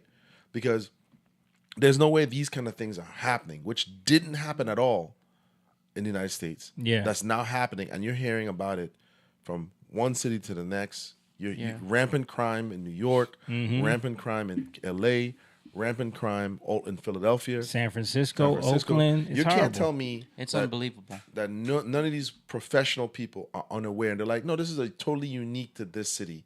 It's happening all over. That none of them would even openly admit that this is something that's really a coordinated effort. You can't tell me that. I don't know. I don't know because we just heard the mayor admitting to all this stuff, and the mayor is Could be him. controlling the, he has authority over the police. Not necessarily. Yeah, isn't Not that necessarily. I mean, you still have a police chief, you have commissioners, you have people that are going to, and we don't know who is bought into what. Right. He could be saying something. You don't know, but like the laws are, they say the squatter thing, they can't get them for that. But because you can get them for having weapons, for guns. Yeah. Because we talked about that. Aurora, they banned assault style. Well, that's what I'm saying. Think about it, right? That you might be a mayor that's on the up and up, but there could be someone who is a colleague that may have a different connections than you do. They're not going to tell you certain things. They may pretend to be a certain thing in front of your face, but behind closed doors, they may be okaying things that you don't know, as long as they don't get back to them. Yeah. Get back to you. So whereas, like, say, like and I know what the point you're making is, if the mayor's openly admitted, that shows a sign that there are people who are against this. But on the surface, it could be someone standing next to you that you think is really who they say they are, but behind closed doors, you don't know who they know or what their agenda is. It's just to give the illusion that we're in the same team, but you don't know if someone calls them and says, hey, I'm sending over a bus of illegal migrants. Don't say nothing about this. Yeah. There could be that too. And because one person comes out and is vehemently against it, I mean, look at a perfect example. Look at Trump and Pence. You know what I mean? Look at how that relationship fractured. Yeah, he's not even backing Trump now. He's saying he won't endorse him. Right. Yeah. Right. And you have two people. So what we're missing is what is those people tying? There's a lot of different factors. Yeah. You know what I mean? Yeah, I mean, there's no way to really know. I know that's the the law problem. is the law, and they breaking laws. Yeah, but the law doesn't matter if no one's enforcing right. it. Yeah. They know nothing's gonna happen. If that's why the National Guard. That's why people know that if you get certain DAs in office, if you get certain judges elected, the mayor none don't of that matter. matters. The mayor don't matter. What can he do? The mayor don't matter. You know, we got a certain. For him to bring it up, like you were saying, James, he must. It sounds to me like he's crying for help, but there's nobody helping. Right. Yeah. Yeah. You don't know who he. You don't know The who. governor has more control than he does. Has the governor said anything? The governor has been acting like it's not happening. The governor is looking more suspect than the mayor, because he's making all kind of excuses. He's making all kind of like, you know, everyone's blowing this out of proportion. You know, yeah. Oh, Stan's been commented. Yeah, he said Boston Electronics. That is it. That's the company that makes the robots. He said that TDS ad is from Kennedy's VP pick. Oh wow, that's funny. Stan been lighting it up over there. The girl that was the one that announced that he was going to drop out. That's who did the TDS ad. The Independence. That's funny. Jeffrey said you need to send in a bunch of Robocops with tranquilizer guns, have the robots grab them by the legs, throw them on a bus, and have them wake up on the other side of the border. Yeah. Too nice, Jeffrey. Yeah, it's a little nice pop. Yeah. Moan's ready to go over there and bust heads. I mean, he's obviously joking because he said a bunch of Robocops. Yeah, with tranquilizers. We know. Yeah, but I mean, this is how quickly a country can devolve. Yeah. When you've seen the numbers, what the border has become in the last 3 years. It's, I think, at the worst during Trump's administration, it was still under 1 million crossings in a year. And now it's like quadrupled that, 20 times that. Yeah. Wow. Like, how can you keep track of that? How can we sustain that? Look at what's going on in the cities. You know, these people are attacking cops.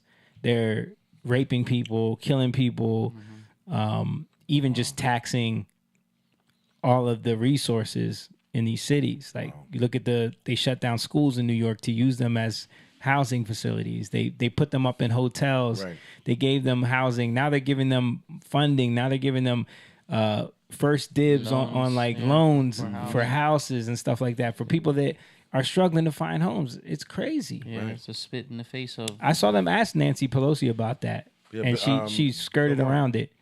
Bill Maher was asking her about it, right? About the American dream. Yeah, and he was like, They're "But not these people Americans." aren't American." And she was like, "Well, we're trying to move them from undocumented to documented." That was her answer. Why? Why do you want to do And that? then the audience claps. Oh my! But what about all the people that or veterans? Yeah. Or, you know, people who have actually served and sacrificed, the people that have been paying taxes their whole lives. You know what's a great thing? John Stewart, which is sometimes John Stewart confused me. Yeah. Because he's been fighting for the first responders in 9/11. Yeah. You know that none of them have gotten their families, most of them died from cancer. Yeah. Haven't gotten, some of them still alive, still suffering. They've gotten nothing, they've got rejected and stuff like that. Yeah. Why aren't you that passionate about at least that? Yeah. Veterans and the first responders. Right. Why don't you? I'll take that. I mean, he came out and gave Trump's props because he was the first one to actually say he was going to do something for them. You know what I mean? And now it is confusing that like he's not being as passionate about that now. Right. With this situation. At least he's making fun of the. Well, he has to because the he knows DNC. Yeah. He doesn't want to be tone deaf like MSNBC. Yep. Uncle Denny said, "Hey guys, what's up, Uncle Denny?" What up? Trump's did another podcast. He did a Lex Friedman podcast, and he made it. Okay. Yeah, and he got a clip going viral for they were talking about Epstein's client list. You think he's gonna go Jew Joe before you play? I didn't. Oh, maybe is this could. spicy? This is spicy. It's a little bit spicy, not too crazy, but it's a little bit spicy. Lex brings it up. Let's play it, Mom. But a lot of big people went to that island. Really big people. But fortunately, I was not one of them. It's just very strange for a lot of people that the list of clients that went to the island has not been made public. Yeah, it's very interesting, isn't it? Probably will be, by the way. Probably. So if you're able to, you'll be... Yeah, I'd certainly take a look at it. Now, Kennedy's interesting because it's so many years ago. they do that for danger too, because endangers certain people, et cetera, et cetera. So Kennedy is very different from the Epstein thing. But yeah, I'd be inclined to do the Epstein. I'd have no problem with it. Hold on. What is he? Is he talking about the Kennedy scandal? I think he's talking about the client list. He's talking about the client list. Because Lex asked him why the client list hasn't been released yet, and he was saying that he said he said it probably will be, and then he said, I understand why certain people could be in harm's way if a list gets out there, because you have crazy people, But he said the Kennedy thing was so long ago that's a different story, because he's been talking about how he's going to release all of that if he gets reelected. He's going to release all the, because we still don't even know what happened there. Right. That was Cuba, by the way. What? Wasn't he going to Cuba a lot? Kennedy? Kennedy? Yeah. Well, Cuba was the thing that got him to speak out against the CIA, because the CIA was planning on doing basically a false flag in Cuba to get us into war with them. Yeah, to take over that land, because they were aligning with Russia. So he found out that the CIA was going to do a false flag, actually harm U.S. citizens, blow up one of our vessels, and blame it on Cuba. And he found out about that, and then he was extremely mad, that they would do something like that, And then he made that speech about secret societies and secret organizations. Sure. And you see, it's the same energy. The same energy. The people that they assassinate or they try. That's what I was saying about assassinate. the mayor thing, the mayor governor thing. We don't know. Yes, when we elect these people, we don't know what they're tied to. Yeah. So you don't know who's loyal. They may be on the face of it a political person that seems upright, wife, family, Yeah. but behind closed doors, you don't know what they're tied to. Exactly. You have no idea what Andrew they're doing. Gillum. They could be God. Andrew Gillum. Yeah. Florida was this close to having Andrew Gillum as the governor. This close. If that big brawly white dude didn't OD on that in that hotel room, he'd have been mayor. He would have been governor. That's God. Governor, yeah. That God. Huh? Is that God? What's done in darkness? I don't know. Light, bro? I don't know. I don't know anything about that. You don't know about You that? didn't know about that? We played it on This was probably before Mom was even producing. Maybe. Yeah, because he was on that. He was on that boat, right? Yeah. He was on that boat. He was on a boat. Was it a boat or a hotel room? It was boat, right? First. Yeah. And then he had been engaged with this guy. Well, who's Andrew Gill? Andrew Gillum was He was running for governor of Florida against DeSantis, and he was Obama, Oprah, all these people were backing him. He was getting funded by everybody, George Soros, of course, and he was about to win and be the governor. And he was extremely left wing, and this was right before COVID, remember? So Florida could have been a different place. Yeah. But right before the election, he got caught in this scandal. Because he's a married man, but he got out in the news and he got caught partying with a bunch of gay male strippers, and one of them OD'd on drugs. Why are you gay? In the hotel room, and then I don't remember. Did he ever admit to having gay relationships? No, he never actually. I don't think and he his did. wife kind of tried to have his back. Right. That's crazy. Yeah. But he was apparently he was having basically these... said in the wrong place or something like that. Yeah, the wrong time or something. Yeah, right. Yeah. Speaking of gay men, Roland Martin. Oh yeah. Roly poly. Roland Martin, the angry the chic angry wearing, guy, ascot wearing. Okay, so let me just. So Andrew Gillum, I don't know if this is from the Tampa Bay Times, okay, and this is dated. Let me see, what date is this? 2018, right? It's the headline says Andrew Gillum. I don't identify as gay, but I do identify as bisexual. I remember this now. He did come out and say that. He did come out and say that. That's him? Yeah, that's him right there. Yeah. So It says, for months after his messy brush with law enforcement in Miami Beach hotel room, Andrew Gillum has been subjected to rumors about his sexuality. An interview with the talk show Tamron Hall aired Monday. His first since blah blah blah. I don't identify as gay, but I do identify as bisexual, Gillum said, and this is something that I have never shared publicly before. So he was just like basically indulging in that secretly. Yeah, he was having these parties and indulging in that secretly while he was married. Wow. So that all came out right before the election, and then boom, DeSantis ends up winning. And Florida becomes, you know, where all these people end up moving to and being like, yeah. But you are gay. Wow, you gay. You are gay. You are transgender. But yeah, that was that story. Well, we were talking about Roland Martin. Roland Martin, yes. Yeah. So Roland Martin, Roly-poly. Roland Martin kind of outed himself, and you see this happening. Let me see if I can find this on X real quick. I'm sure I can. Have anybody said anything? I don't feel like I've seen a couple who say something. Have you seen commentators coming out and talking about it? But you know, people who are like independent, more like they don't, you know. Okay. I feel like it hasn't been a, you know. It hasn't been a big story. A big firestorm of. I think it's because like it's more of an insinuation, kind of like. Yeah, I mean you can't really tell. You can't make much of it. You know what I mean? Bruh, if that's his iPad, we can make much of it, but I'm just saying like it can be explained away, I guess. But Mom, let's just play it. So this is Roland Martin. He's doing a live stream, and he doesn't realize that his iPad is gonna like show something that he was watching, and he forgot to edit it out before he said it out. I don't know if he's taken it down ever since then, but let's just play. Let me go ahead and play this one for y'all. Check this out. About your opponent, Donald Trump.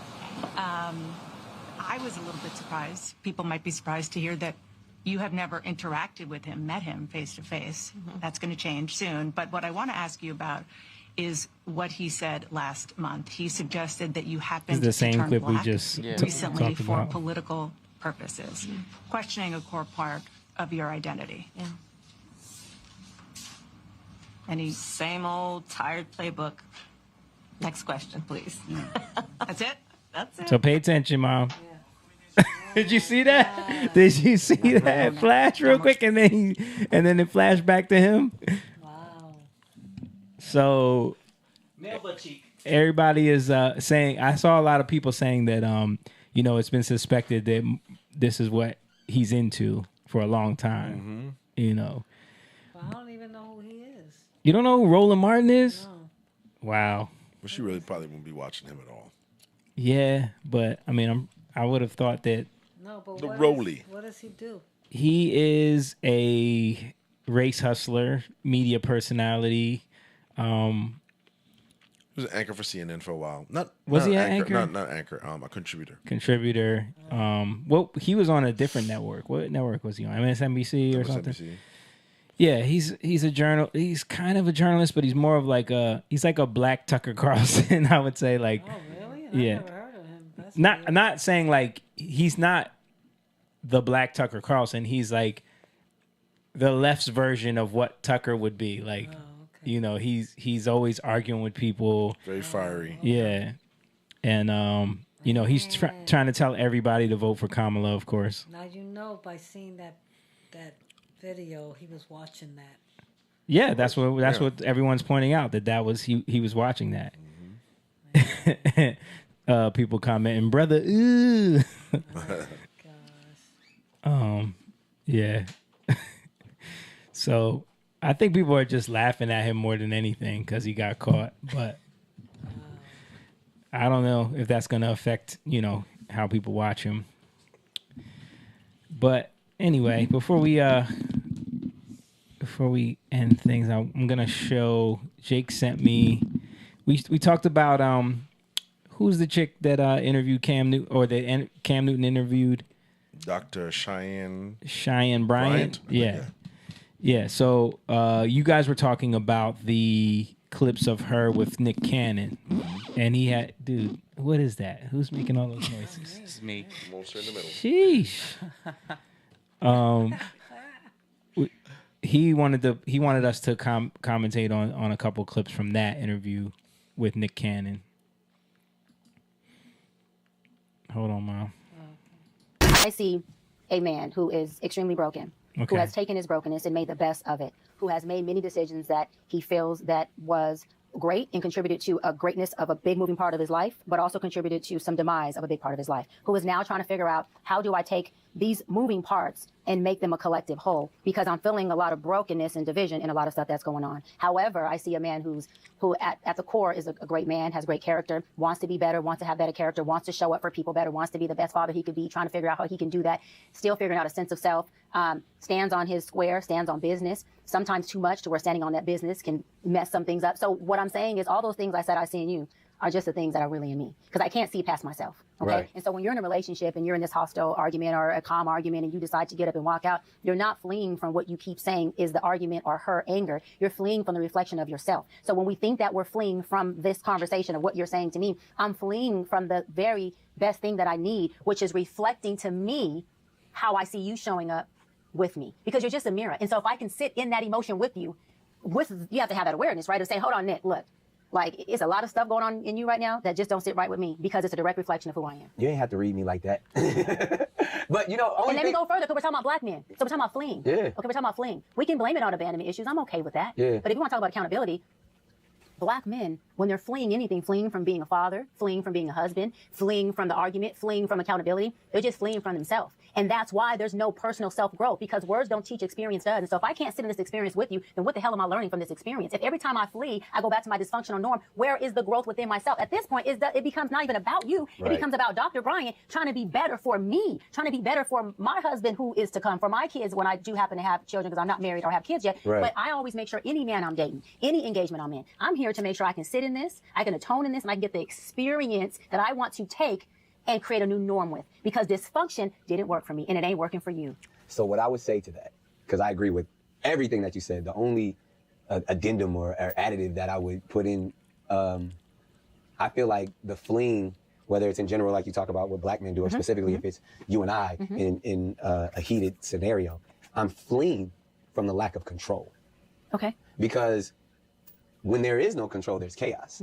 And in that setting, if you on high, I'm on high, and I know that it can only bubble over because neither one of us have control of the moment or of our emotions, it's only going to get worse. So, and even in that, with using that same, analogy of how black men just flee from everything. We're fleeing from the thing because we don't have control of the system. Everyone has the capacity to flee, but because our topic is mostly black men and mental health, I want to make it clear. Black women flee too, but we're talking about black men and mental health. We're personalizing it with me because I know that is who I am. And it's because I only run when, like, you know what, I don't have control over this situation. And as someone who likes control, I'll be back when I have control.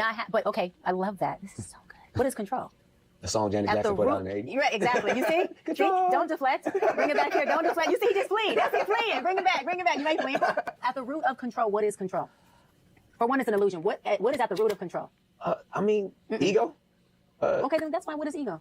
What is ego? The root of ego is what? It's protecting my vulnerabilities. It's an insecure little boy. That's what the root of control is, because it's an illusion.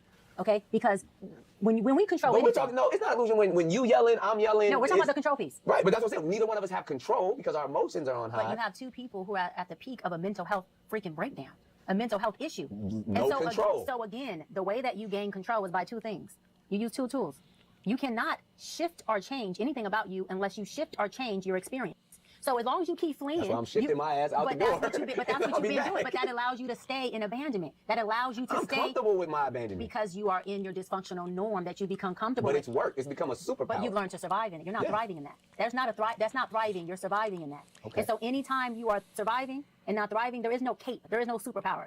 There's no superpower in a lack of mental health. And there's no superpower. But it's worked for me. Like you said, you know why you read me well. You know why I work for you? You know why I work for you? I'm going to go there, and it's probably going to be, okay. Go ahead. We got 2 minutes left in our first session. With all due respect, seriously, to all the women that you've encountered, ladies, I'm saying this. The reason why it's worked for you is because you have chosen and to prey on low-functioning women who don't have the emotional intelligence. No, I'm going there. Who will allow you to do that, Nick? And when I say allow, it's not a control thing. When I say allow, I'm not saying that she sits across you and says, this is what you won't do, you're crossing a boundary. Nick. I disagree. Yes. This is why I disagree. I mean, one, because Because one, you're going to make sure, but you got to go in protection mode, too. No, but even what I'm saying, because you could say from all the high value women that I've but I ever didn't say high experienced. value. But okay, I'm giving compliments. But I'm just saying, for the people who are even of them being, because Nick, first of all, low-functioning women will allow you to function low with them. Nick, you could not function that low. So this is Nick, everyone's low functioning at some point in their life. You cannot function low with a woman of my functioning, not See, because now I'm you're superior, challenging me. not because I'm superior. Listen to me say this real quick. Not because I'm superior to any other woman, but because I do have leverage. I've been in my field for 17 years, so we get that. But I've done the work, meaning you won't have an opportunity to get hostile with me, and you may want to flee, but fleeing would not get you a payoff with me. Wait a I'm minute. not the hostile individual. This is that's my point. Did you hear what you just said? We said the same thing. You would never have the opportunity to get hostile with me. Yeah, because I control myself. Hold on. Okay. I have full control of my. But in your sense, because that's what I'm saying. Because only reason I say what I disagree, because at some point we all been low functioning, and we have to accept that. Yes. So. But one of the things I did notice that he admitted, like, she talked about you're surviving, you're not thriving, and he's talking about in relationships how when he doesn't have control, he flees. That's we've talked about this before. That is a mental state. That is a survival mode tactic. Fight or flight. Mm-hmm. And that's something that we have innately built into us to be in fight or flight mode. When you're in that flight mode, you're thinking about survival, and that's it. And I think that for him, he's protecting something emotionally, which is why and you think about like him and Cam Newton are both people that are like having a bunch of kids, not really trying to get married, wanting to be with a bunch of women. There's something that they're serving. She's saying ego, but I think it's more about trying to prove how valuable they are. You know what I mean? And I think that if you don't feel you're valuable, if you don't get your value from where it truly matters, which we know is from Christ, if you're not getting your value from that, you're gonna be trying to place value in all of these other things. And a lot of men place it in how many women can I be with, procreate with, the best women, the baddest women. How many times, especially in our culture, sometimes it's like, a baddie. We always hear about like, yo, can you get a baddie? Your girl ain't as bad as mine. Or like, I was at the wedding and they was playing the Jay-Z song. And there was the line, I got the hottest chick in the game wearing my chain. Remember when he said that? Like, that means, like, ooh. Like, that means something, though. Like, that matters. You know what I mean? Like. Yeah, and there's another element at play. Not so much with Cam, but definitely with Nick. Is the cool boy culture. Yeah. Nick has always been kind of corny. Right. Or at least the perception. He's been the butt of jokes he's in been that the butt way. of jokes. Right. He tried to rap. He tried to come after Eminem. Like, he's kind of... So I think... in a weird way, Nick showing his collection of women is to prove that, yeah, you all think I'm corny, but look at all these models. Right. That's why he keeps trying to... He's said this multiple times. These are high-value women. What he's talking about is their looks. The way they look. Yeah. They're attractive. So his validation comes from, look how pretty they are. Right. Right? He's not even thinking... I don't even think he's thinking about children. I think it just happens. And... He has the means. He has the means to do support them. Yeah. So that's why it's kind of like. So it can't ruin his life in the way it could ruin the average person's life. Yeah, it won't ruin his life. But really, when those women start to, and I'm sure they probably want more than just a kid from him. Then he runs away. He's busy. He's got a show. He's got a built-in excuse to not. I'm building an empire. I'm building an empire. Yeah. You don't understand. Yeah. I'm thinking beyond this. So he is playing. He's essentially figured out a way how to talk eloquently enough to trick the average woman who is wooed by like materialism. Yeah. And then when he starts getting challenged, he can easily say, hey, I'm busy. I got stuff to do. Right. But when he sits down with her and he starts to like have these conversations and she's putting the mirror up to him, he can't. He's really talking around it. Yeah. You know what And I mean? he's starting to get defensive. He's starting to like, you see him starting to go into his shell. Yeah. Defending himself, he'll probably run away. Maybe some of the women talk to him like that, and he just ran away from them. Well, she made it a point to say like you're with women that are considered low functioning. Yeah, low functioning. Yeah, because high value let's be honest, right? The term high value, Kevin Samuels made that popular. High value means man with money. Let's be honest. Yeah. That's what that means. That's the world, because there's nothing in the Bible that says high value. Right. So high value is Has the nothing world to do with standard your of what morals. we. This guy has lots of money. Colloquially, how they're talking about it. So high value means that guy has lots of money, so he can have children. He can have all the women he wants. And high value woman means she's very She's a pretty. 10. Yeah. She can get in the club. Yeah. That's what athletes and celebrities want to bang her. Right. That's what that means. Right. As no one has vetted these people to see what their moral stance is, what their belief, what kind of background, what kind of family. Nobody has done that. It's for men, it's money and status, and for women, it's physical. It's looks. Right. That's what that is. Right. You know what I mean? But that is essentially like a very new phenomenon, because think about it, like, you know, the concept of money, the way that we know it, has not been around that long. And the same thing with like the idea of a model, the idea of like a very just like useless woman but beautiful, like that. You couldn't exist in life in the past, like before modern technology. You could that didn't mean value, because there was too much that needed to be done. Right. You needed an agency. You needed a whole lot. No, I'm saying like, if a woman would not be valuable to you if she couldn't have kids, if she couldn't take care of the home, if she couldn't, you know, and a man wasn't valuable because of money. He was valuable because he could protect you, or he could get you food. Like money was only useful in certain ways, but before it existed, like when we talk about hunter gatherers, right? Like you needed a man that could bring back the bison. Right. You know what I mean? Right. So it's the idea of that has kind of evolved through modern technology and modern comforts and conveniences and the way society is shaped up now. So. Right. And you know, we're having these conversations for the last 2 weeks, not just us, but social media, internet, about men like Nick Cannon and Cam Newton. There are plenty of rich men that of all races that practice irresponsibility. The thing is, though, what I haven't seen is anybody saying, hey, because there's sympathy already aligned with these women, right? But where's the responsibility of women that are willing, that are lining up for men like this? And like I said, forget Nick Cannon, but men with money. Yeah. That's the prerequisite. And no one is marrying you. You're carrying these men's seed and a legacy. Yeah. You know, and this is one of the things you talked about with Cam Newton, was the broken home. Right. Yes, financially you can provide. Yeah. No one's questioning that. You can give a house, material, they'll be covered. But you are not in that home. You're not helping raise that child. And those children are at a deficit now. They're at a deficit. And That's they're a broken grow home. up. They're gonna grow up with issues because of that. Same thing with Nick Cannon. Right. So no matter how much you try to word salad around that, you are not omnipresent. You cannot be everywhere at the same time. Right. So maybe one of those kids might get all of you, but a lot of them are not going to spend those quality time with you. Right. And some of those kids are going to be very resentful. Yeah. And there may come a time in life where men like them may decide, hey, I want to settle down. And those kids may now resent them, because what they'll think of is, hey, wait a minute here. So my mother wasn't good enough to marry. My mother wasn't good enough to put a ringer on. My mother wasn't enough to be your wife. My mother wasn't enough to be in the house raising us together. But this woman, who is younger, probably prettier, you can double back and go and there's going to be resentment. This is what these men can't see. Yeah. You know what I'm saying? Which is going to be a house divided. And that's in the Bible, David. You know what I mean?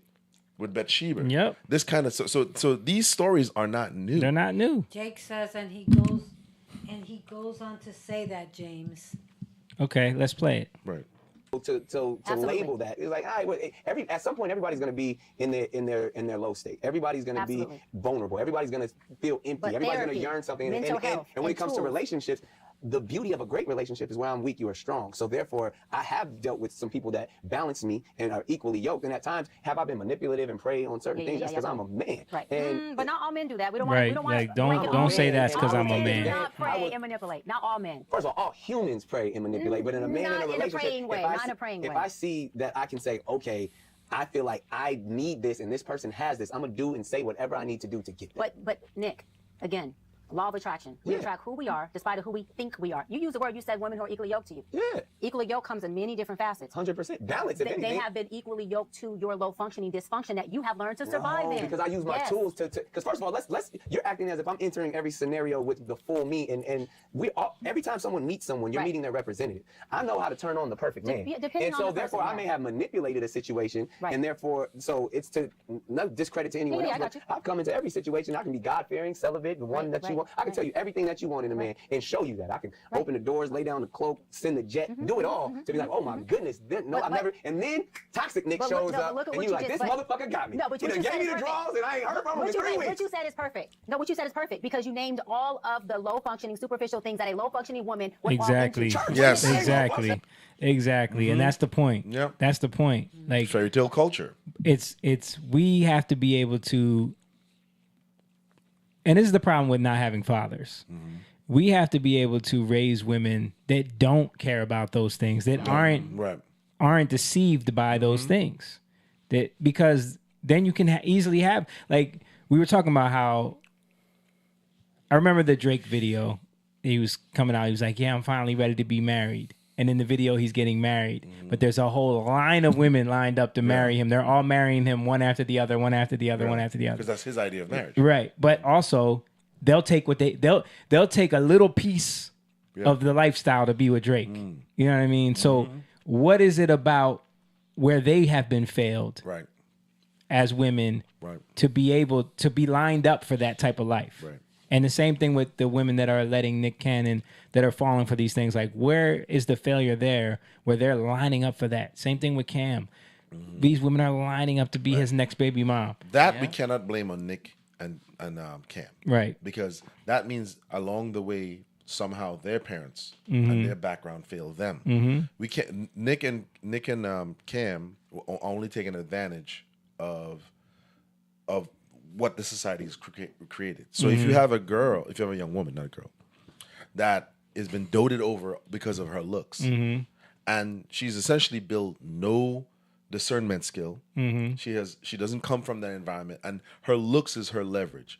Then it's easy to figure out Nick Cannon flying you out is going to blow your mind. Right. Nick Cannon buying you an Hermes bag and sending you and your friends to Miami is going to blow your mind because you haven't been taught anything. Yeah. And you haven't seen a married father and husband, father and wife operate in a home. So those things are going to, because you've been praised all the time for your beauty.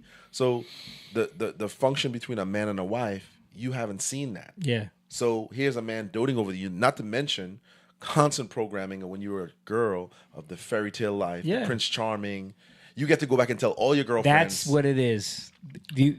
Girls love having the stories to tell their friends. Of course. And their And friends men too. And their friends want different stories. Yeah, different stories. Different stories. But girls love having that Right. he did this for me stories. Right. That's what Facebook and Instagram is for. And their friends want to hear it because they want to, vicariously live through their friend who is dating this one. Like, this is what happens. That's why social media blows up the way it does, And because you can do it for thousands of people. You can show them, this is what he did for me. You know what I mean? Right. And the celebrity thing, it's a thing too. Yeah. They want to date. Well, it's not even that. It's just like we were talking about it. That's a big part, but it's just what we have been programmed in the society. Like, it's like simple like this. Valentine's Day come. You love your wife, but you really don't love your wife or your girlfriend as much as if you sent her flowers on the job. Yeah, right. Because flowers on the job gets her to walk around the office and say, I'm more special than anybody who didn't get flowers on the job. They want to hear that. Oh, they want to hear that. They want to hear that. And that's all they care about. You could be a great husband throughout the year, but if you don't do that, right, and everybody else gets flowers except for her. And even what you were saying about like he's a celebrity, so being with a celebrity. But what does that boil down to? That boils down to something. Something that I need to validate me in a way, because girls are trained up to have this value attached to their beauty. Sure. So the only thing that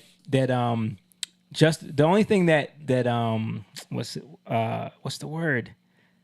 The only thing that kind of substantiates my beauty or my value in society is based off of who wants me, right? Mhm. So if the guy Validates.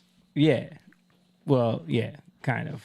But if the guy who has the pick of the litter wants me, Picks me. That means I'm valuable. Right. Yeah. And I'm more valuable. I'm more valuable than most. Right. But you ain't that smart because Nick Cannon has like 15 baby mamas. But that's why the men that are predatory can use that to trick girls into thinking, see, girl, you valuable, girl. Right. See, look how good you look. See, you're better than the rest of them. Yeah. And then, like she was saying, a low-functioning girl is going to be tricked easily by Social that. media pimps. Yeah. Pippin left the streets and on social media. Yeah, because when it boils down to it, like it's just an insecurity that needs to be addressed. Where it's like I need to be validated by my worth towards being picked by, it's just like in high school. Everybody wants the captain of the football team, right? Because that's the guy that every girl wants. So if he picks me, I'm better than all the other girls. You know what I mean? Yeah. Yeah. We got any other comments? But I do want to say something. Hold on. Any woman Let's or play the man, rest of this. There's only a couple seconds left. any person who's done the work, who gained a sense of self, who's worked on their pain pockets. I just can't stand all of these like psychological terms. Done the work, pain pockets. What did she say? All these terms. Like it's so annoying. Right. And there's something about her being 41 years old, unmarried, no kids, engaged 4 times. Going around giving everybody advice. That's what Cory Holcomb said too. Did he? Yeah. But he was going in on her because he has a bunch of kids too. Oh, okay.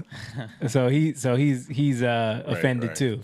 But Well, there is something to it. Like No, that's a legitimate question. Like maybe she means by done the work. Maybe she made all those mistakes in her early 20s, and now be. she's figured a lot of things out. Go ahead. No, I was just saying, like that's what she does for a profession. She does. Like She has a if talking you're doing that, and picking somebody, because in a relationship, right? You go in. I'm talking about a real relationship. Yeah. Nobody is perfect, and if you're in a relationship and She's a professional. she's an attractive woman, right? Uh-huh. And you get into a relationship with her, and then she starts picking you apart. Nobody wants that. There's something called grace. Yeah. I know I'm not perfect. If she starts psychoanalyzing everything, every little decision thing, you make, that gets annoying. Yeah. Like, It could be that too. I think that's it. Have you ever dealt with that before? So keep quiet, like he kept quiet about that eagle thing. Sounds like something you might have dealt with before, brother. Like you coming from a real place there. I don't know. Yeah. No, that's a legitimate point. That's a legitimate question. So, but I do want to bring up something because MTR did a video addressing the Cam Newton thing because there was a part he was like, this part of the video didn't go viral. It was the part where she checks Cam Newton, but this part of the video didn't go viral. Cam asked her about like why she's single. You know what I mean? So I'll play a little bit of this real quick. Yeah, totally. Right. I'm intrigued because as I was doing my research, I came to I was like, And the whole time MTR is pulling up like her information. He'll pull up her Instagram page and show how she portrays herself on Instagram. You know what I mean? yo, why doesn't this is probably the most mysterious, most discreet doctor I've ever seen because she has so much like, yo, who is she? She's a life coach, by the way. She's not a relationship coach, therapist. She's a life coach. She's not a doctor. Oh, she's not. So I don't know if she's even actually a doctor, but she is a life coach and she teaches courses on being a life coach. Okay. Oh. So it's like I'm a soccer coach that can teach you how to be a soccer coach, and I make money off of selling courses on for you to be a soccer coach. Has such a following, but no Wikipedia. She don't have a Like, so Wikipedia. hard. I was like, yo, who doesn't have a Wikipedia? So I'm literally trying to find out certain things because I'm trying to go deep. You said, how deep we gonna go? I said, as deep as the ocean floor. Yeah. So I was Googling some of the things that he was introducing her for, and I see hybrid life coaching. So she's a life coach that teaches life coaching, which, by the way, is the never-ending. If you have a business where you teach coaches how to coach online, digitally, if done correctly, there's a never-ending stream of revenue that can come in, and usually it's mid to high-ticket clients. So let's just keep going. So that's where I really want to kind of start. Where are you originally from? I love that. I want to hit on the Wikipedia really quick. I don't have it because years ago my team was like, let's do the Wikipedia, we got to do this. And my thing again was not for me to get into my field or even on TV with Teen Mom and co-produce shows that I produced to be a celebrity. And I'm not knocking celebrities. I did it again because for me, my purpose. So she just said she was a producer on Teen Moms? Mm-hmm.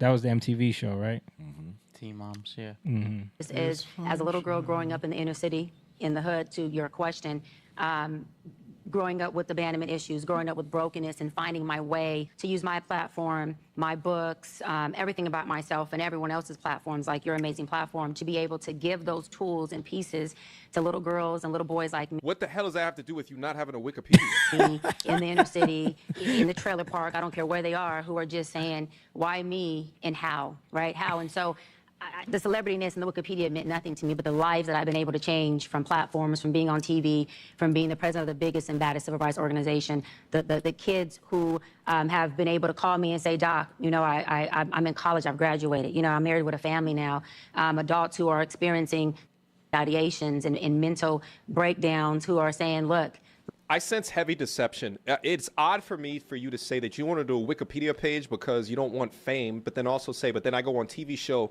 and I love all of the people that are content, right? Like, it doesn't make any damn sense. Look, I don't know. And I thought the same thing. And like, we know this because we have a Wikipedia page. We didn't make the Wikipedia page. Our team didn't make the Wikipedia. Yeah. Other people can make a Wikipedia Anybody page for can. you. That's what Wikipedia is. Right. Anybody can. People People can that change things too. People that have information about you, and if you're well known enough, they will make a Wikipedia page for you.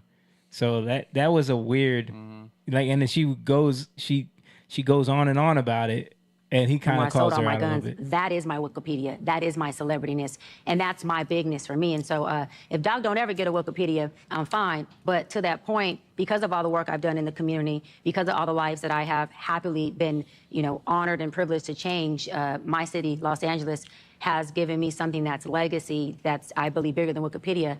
My branch and myself and my founder, Joe Gatlin, we have our own street in the city of Los Angeles as a token of their appreciation for me coming in and giving back where I came from and what I've learned in the sense of coming to a place of mental health and coming to a place of a good quality of life. So I'll take that. I don't understand. So you don't want, so you have a street named after you, but you don't want a Wikipedia page because of why? It doesn't make sense to me. Any day. But I'm a little girl, a product of teenage parents. My father was 16, mom was 15 when they got pregnant.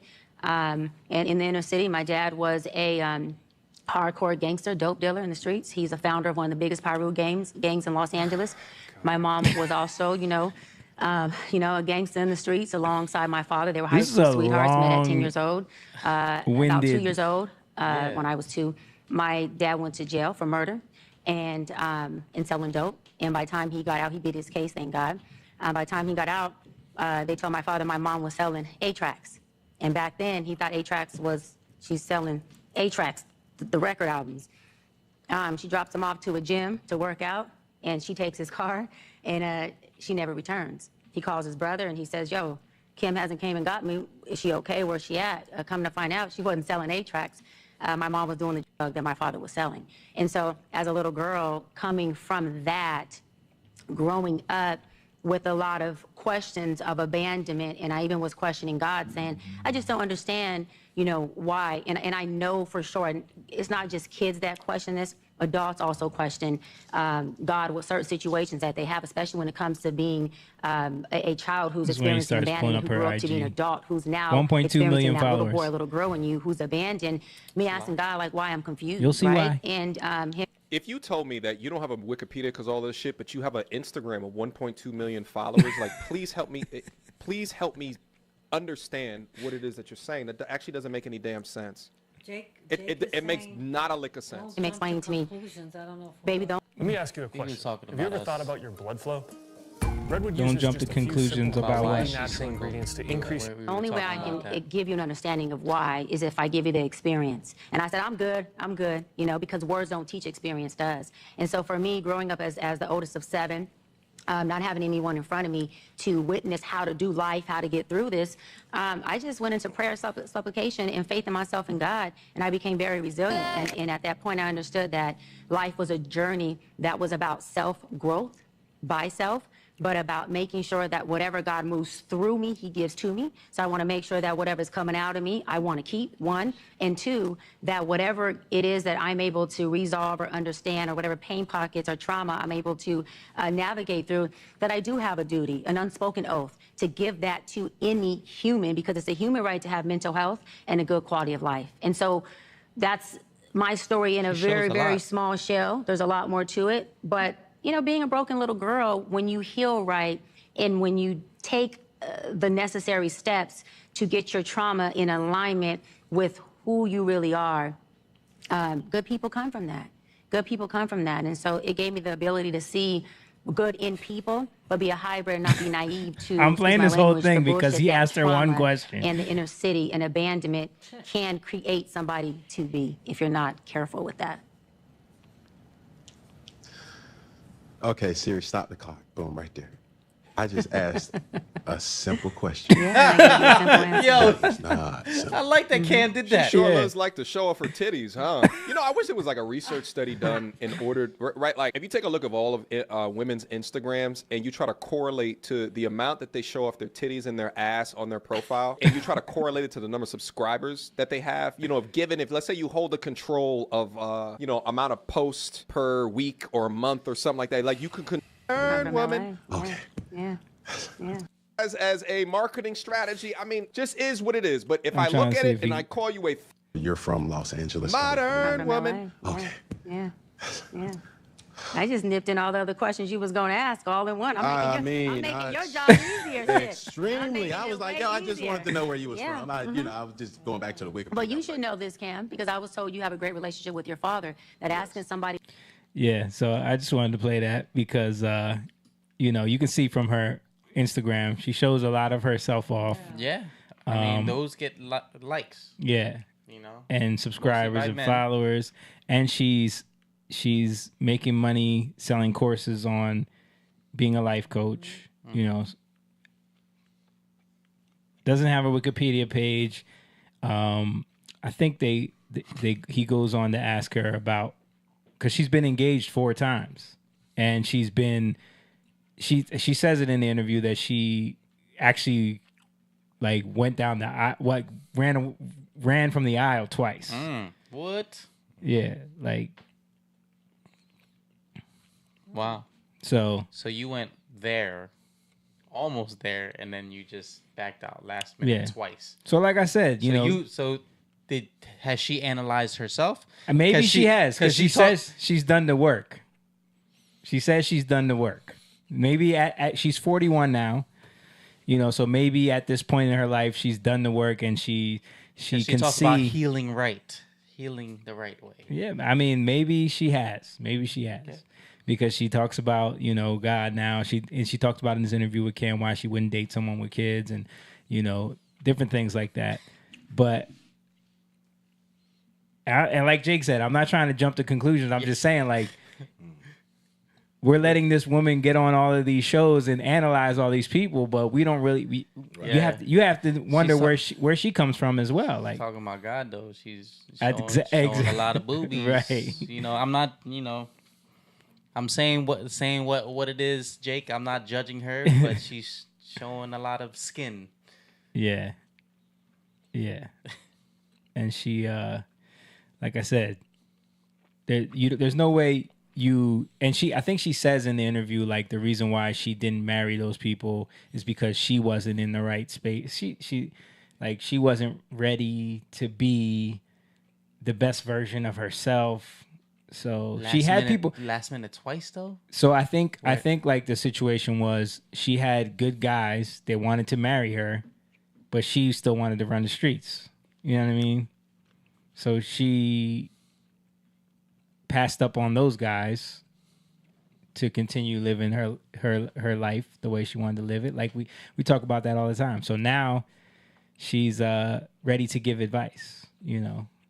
But I think she's on Basketball Wives. Like so that's why the Wikipedia thing is weird. Like, because you're on all these shows, right. You're on all these podcasts, you have a following, but you don't want to have a Wikipedia page. Right. I've never heard of her until me either. Yeah, me either. Me either. But it still doesn't take away what she. I mean, those are legitimate questions. Yeah. But she did bring up good points, specifically Absolutely. when it comes to broken homes. Those are legit. Those are awesome questions to ask, especially men like that. Yeah, and she did a great job with Nick Cannon and with Cam on that interview. You know, I just found it funny that like those parts of the interview where he kind of challenged her back, you don't see those clips really going around as much. You know what I mean? He said, "I just asked you a simple question. Where you from?" That was like an 8-minute rant. Yo, it was a rant when he asked her the Wikipedia thing. Yeah. But yeah, so anyway, that's it, man. Just wanted to show that stuff. I think we'll wrap it up right there, guys.